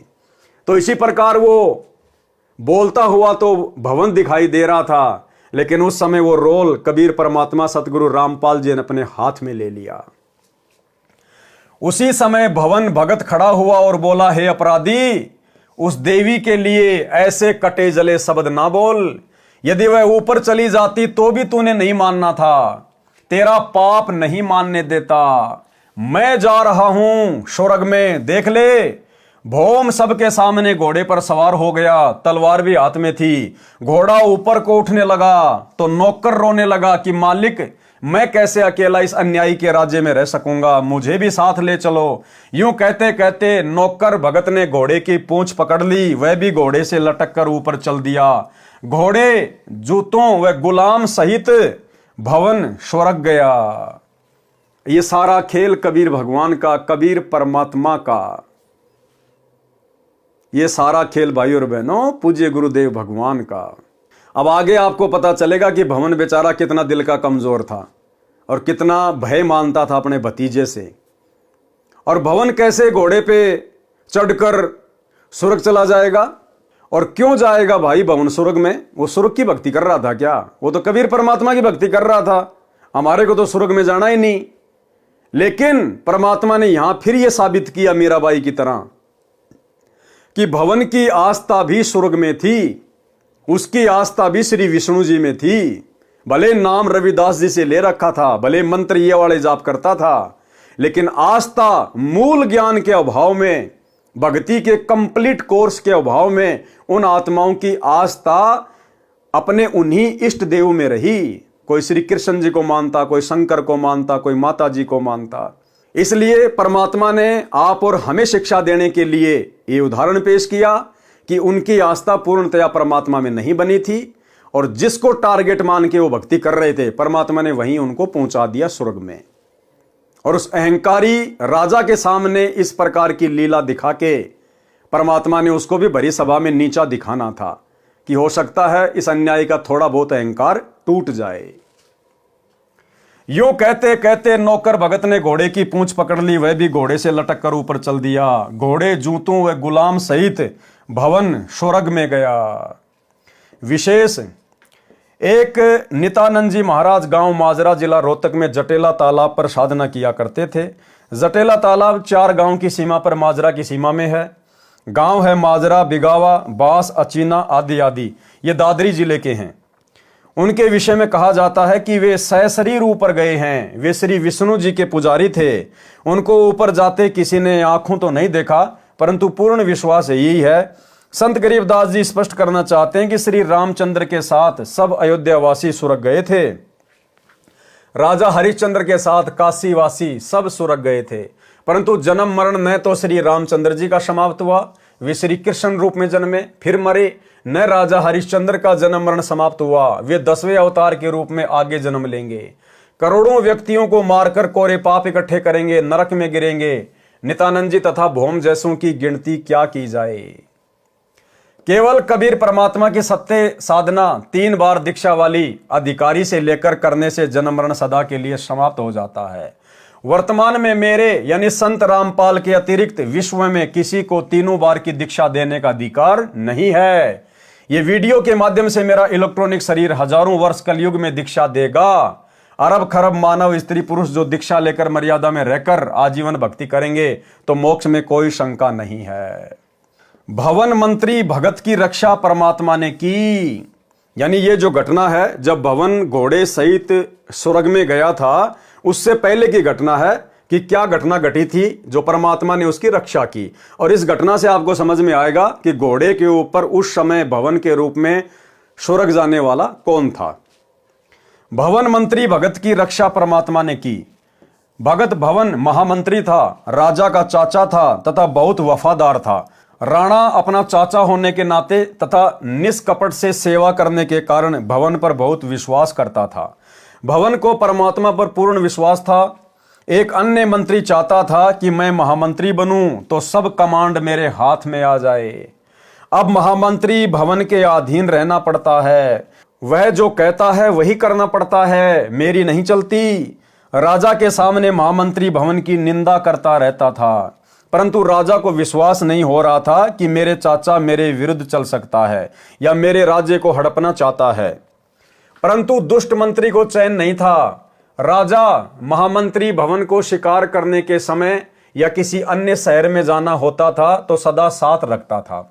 शिकार करने जाते थे, भवन जीव नहीं मारना चाहता था, परंतु राजा को नाराज भी नहीं करना चाहता था, इसलिए काठ की यानी लकड़ी की तलवार बनाकर लोहे की म्यान में डाल रखी थी। बाहर से तो तलवार तेज धार वाली लगती थी, अंदर लकड़ी का टुकड़ा था। भवन शिकार के समय राजा से दूसरी ओर घोड़ा दौड़ा ले जाते थे, कोई जीव हिंसा नहीं करते थे।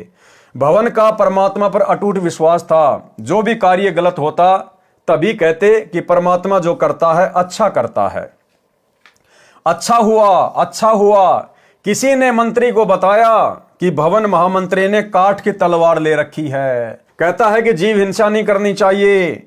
चापलूस मंत्री ने भवन के पीछे से उसकी तलवार देखी, वास्तव में लकड़ी की थी। 1-2 को और दिखाई, 3-4 ने आंखों देखी। चापलूस मंत्री ने सबसे कहा कि भवन अपने भतीजे को मरवाना चाहता है, स्वयं राज्य चाहता है। भाइयों, मेरे साथ राजा के पास चलो। मंत्री अपनी मंडली को लेकर राजा के यहां पेश हुआ। सबने एक सुर में कहा कि राजन, हम आंखों देख कर आए हैं, भवन आपका रक्षक नहीं है, आपको धोखा दे रहा है, काठ की तलवार ले रखी है, आप स्वयं मंगा कर देखें, हम पर विश्वास ना करें। देखो भाई और बहनों, जब भगत की नीयत सच्ची होती है ना, अब भुवन ने वो काठ की तलवार क्यों रखी? अपने भतीजे को मरवाने के लिए नहीं, उसका राज्य हड़पने के लिए नहीं। भगत की ठोकर पर रहता है राज्य। भगत राज्य का भूखा नहीं होता, थूकता भगत इंद्र के राज पे भी। भवन का मकसद था कि जब इसके साथ मैं शिकार पे जाता हूं तो मेरे हाथों से कोई जीव हत्या ना हो जाए, परमात्मा की मर्यादा ना टूट जाए। इसलिए वो काठ की तलवार रखता था कि अगर राजा के सामने अगर किसी जीव को मारना भी पड़ गया तो काठ की तलवार मारूंगा तो जीव मरेगा नहीं, बेहोश हो जाएगा, फिर उठ के भाग जाएगा। इस प्रकार से वो काठ की तलवार रखा करता था। लेकिन उस महामंत्री को मौका मिल गया, उसको किसी ने बता दिया, महामंत्री ने अपनी आंखों देख लिया, 2-4 को और दिखाई उसकी तलवार उसके पीछे से, और राजा के वहां जाकर चुगली खा ली कि ऐसे ऐसे आपका चाचा आपको मरवाना चाहता है, काठ की तलवार रखता है। तो राजा ने सबको बुला लिया, सबकी तलवार चेक करने के लिए, और भवन भी सभा में आ खड़ा हुआ, भवन को पता नहीं। और जब राजा ने कहा कि सब अपनी अपनी तलवार चेक करवाओ, किसकी तलवार में कितनी धार है। अब भवन क्या करे बेचारा, बीच से निकल के जा नहीं सकता। अब हक्का बक्का रह गया कि भाई आज तो तेरी मृत्यु निश्चित है, ये दुष्ट आज तेरी गर्दन काटेगा, आज ये तलवार चेक कर रहा है और तेरी तलवार तो लकड़ी की है। तो भाई और बहनों, जब परमात्मा देख लेता कि भगत की नीयत सही है, तो परमात्मा फिर अपने भगत को मरने नहीं देता, उसकी बेइज्जती नहीं होने देता। सो छल छिद्र मैं करूं अपने जन के काज। राजा ने कहा कि यदि भवन की तलवार काठ की मिली तो सबके सामने उसकी गर्दन काट दूंगा। राजा ने सब मंत्री तथा महामंत्रियों को आदेश दिया कि दूसरे शहर में जाना है। सब अपने अपने अस्त्र शस्त्र लगाकर आधे घंटे में तैयार होकर ड्योढ़ी द्वार पर हाजिर हो। सब अपनी अपनी तलवार व अन्य शस्त्र लेकर ड्योढ़ी द्वार पर खड़े हो गए। राजा आए और बोले, सब मंत्री महामंत्री तथा अन्य अंगरक्षक अपनी अपनी तलवार लेकर एक लाइन में खड़े हो जाएं। ऐसे ही हो गया। राजा प्रत्येक के पास जाकर कहे कि अपनी तलवार की धार चेक कराओ, तुमने धार ठीक से बनवा रखी है कि नहीं। यानी डायरेक्ट तो अपने चाचा को कह नहीं सकता, तो उसने ये बहाना बनाया। सबकी तलवार लोहे की थी। जब भवन का नंबर आया तो भवन को लग रहा था कि चंद मिनटों का जीवन शेष है, परमात्मा को याद कर लूं। भवन ने देखा कि आज बात बिगड़ गई है, अब ये दुष्ट तेरी गर्दन काटेगा। तेरा तो थोड़े बहुत समय का जीवन है, जब तक नंबर तेरा नहीं आता तलवार चेक करने का। और आंखें बंद करके अपने भगवान को याद करने लग गया। अब सोचो भाई और बहनों, अरे जो भवन घोड़े सहित, नौकर सहित और अपनी रिद्धि सिद्धि शक्ति से स्वर्ग में जा सकता है उड़ के, क्या वो काठ की तलवार को लोहे की नहीं बना सकता था अपनी रिद्धि सिद्धि से? तो अब आपको समझ में आ जाना चाहिए भाई और बहनों कि उस समय भवन के रूप में वो लीला किसने की थी, घोड़े पर बैठकर स्वर्ग जाने की। राजा प्रत्येक के पास जाकर कहा कि तलवार की धार चेक कराओ, तुमने धार ठीक से बनवा रखी है या नहीं। सबकी तलवार लोहे की थी। जब भवन का नंबर आया तो भवन को लग रहा था कि चंद मिनटों का जीवन शेष है, परमात्मा को याद कर लूं। भवन परमात्मा का नाम जो गुरुजी से ले रखा था जाप करने लगा। आप और हमें एक और शिक्षा दे रहे हैं गुरुदेव भगवान। जब कभी कभार तुम्हारे सामने भी इस प्रकार की परिस्थिति पैदा हो जाए, तुम्हारे को कुछ भी समझ में ना आए, तो उस समय फिर अपनी तिगड़मबाजी को छोड़कर अपना दिमाग इधर उधर दौड़ाने के बजाय और जो सुमरण दे रखा है गुरुदेव भगवान ने, अपने परमात्मा में ध्यान लगा देना चाहिए। कोई विशेष संकट आता दिखाई दे, कोई परेशानी दिखाई दे, तो उस समय सुमरण ही हमारा हथियार होना चाहिए, सुमरण ही हमारा सहारा होना चाहिए। फिर परमात्मा आपत्ति को टाल देता है। भवन परमात्मा का नाम जो गुरुजी से ले रखा था जाप करने लगा। राजा ने कहा कि महामंत्री तलवार म्यान से निकाल। भवन को पता ही नहीं चला कि कब तलवार म्यान से बाहर निकली, वह तो अंतिम श्वास ले रहा था। अब भवन के तो होश उड़ गए, उसको तो पता ही नहीं, परमात्मा ने उसको निष्क्रिय कर दिया। जैसे रामचंद्र जी के पास गए परमात्मा रावण के साथ युद्ध वाले क्षेत्र में, तो रामचंद्र जी को पता नहीं परमात्मा ने कहां खड़ा कर दिया, गुप्त अदृश्य कर दिया। और रामचंद्र के रूप में फिर तीर किसने मारा? कबीर परमात्मा ने रावण की नाभि में, और नाम हो गया रामचंद्र का। तो ठीक इसी प्रकार जब भवन का नंबर आया तो भवन ने देखा भैया बस तेरा लास्ट समय आ गया, गुरुजी को याद कर ले। वो तो अपना सुमरण में ध्यान लगा लिया, परमात्मा ने उसकी बुद्धि ऑफ कर दी, उसको तो कुछ नहीं पता क्या हो रहा है क्या नहीं हो रहा है। और उस समय वो दुनिया को भवन दिखाई दे रहा था, लेकिन उसी समय सूक्ष्म रूप में परमात्मा आ गए और तलवार निकाली। भवन को नहीं पता कब तलवार निकल गई, कब चेक हो गई। और जैसे ही तलवार निकाली परमात्मा ने भवन का रूप बना के, वो तलवार स्टेनलेस स्टील की, जितने भी लोग थे सबसे ज्यादा चमकदार बिजली की तरह यूं चमक रही तलवार।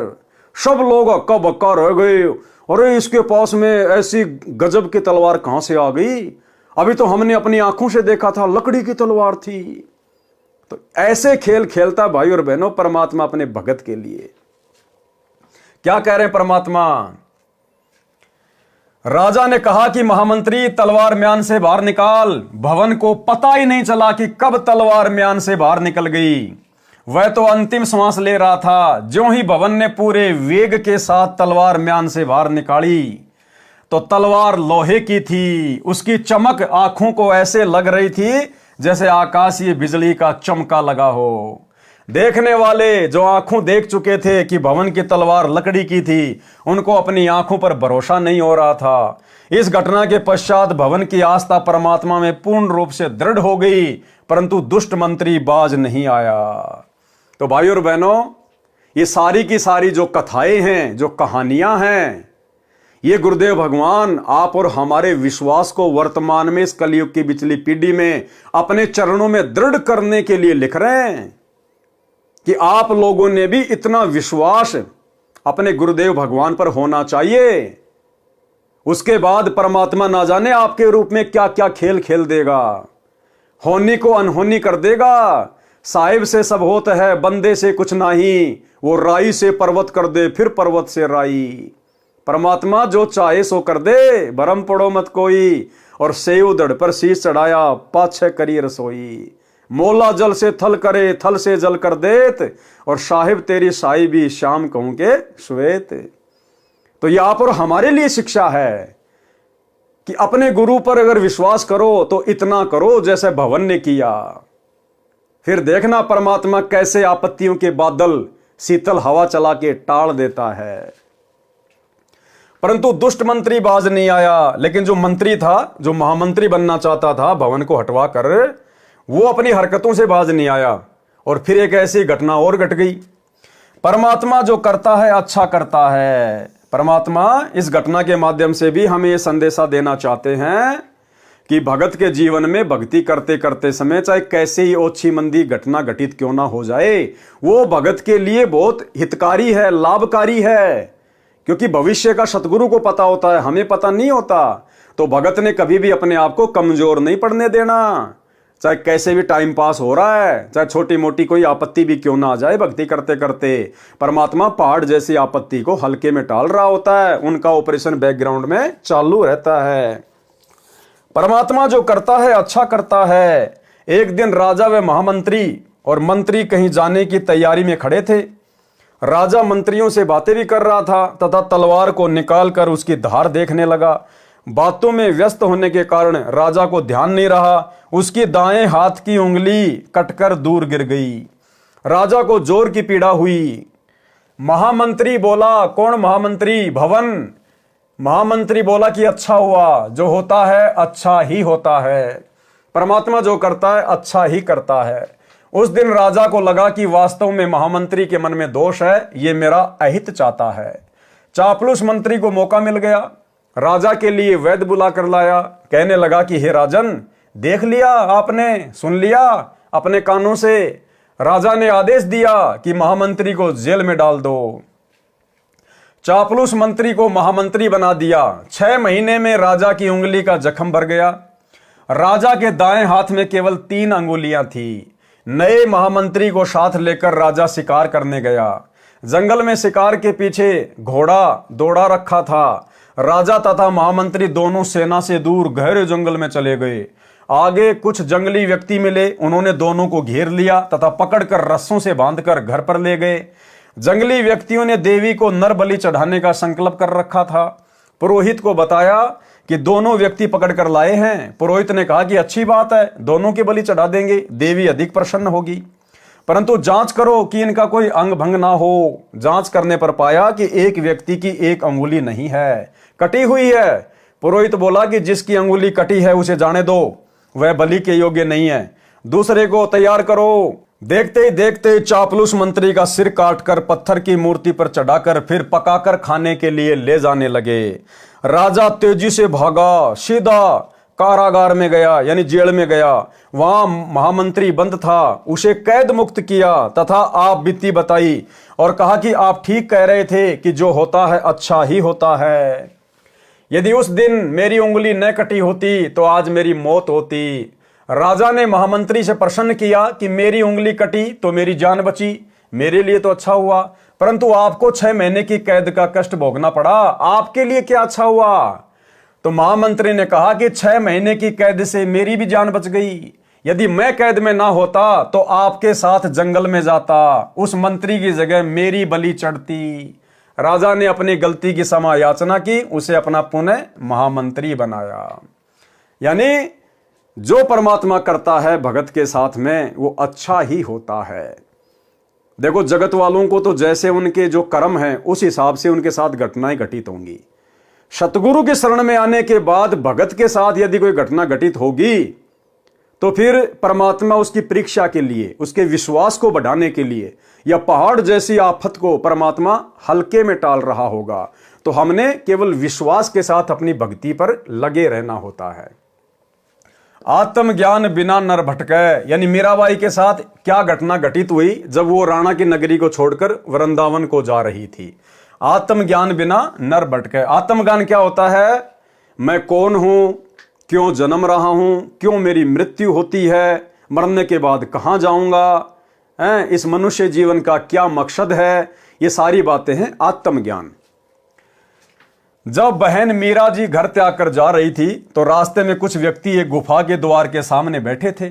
मीराबाई ने उनसे वहां इकट्ठे होने का कारण जाना तो बताया कि इस गुफा के अंदर एक महात्मा रहता है, वह कभी कभी बाहर आता है, जिसको दर्शन हो जाते हैं उसका कल्याण हो जाता है, परंतु महिलाओं को दर्शन नहीं देते।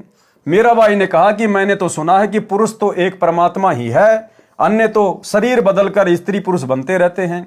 यदि कोई दूसरा पुरुष पृथ्वी पर है तो मैं उसके दर्शन करके ही जाऊंगी। महात्मा का विशेष सेवक था, केवल वह गुफा में जा सकता था। सेवक से महात्मा पता कर लेता था कि कोई स्त्री तो बाहर नहीं बैठी है। सेवक ने बताया कि एक साध्वी आई है, वह कहती है कि मैं तो दर्शन करके ही जाऊंगी। महात्मा बाहर आया। मीराबाई ने कहा कि महाराज, मैं जानना चाहती हूं कि इस 5 तत्व के बने मानव शरीर में स्त्री तथा पुरुष के तत्व में क्या अंतर है?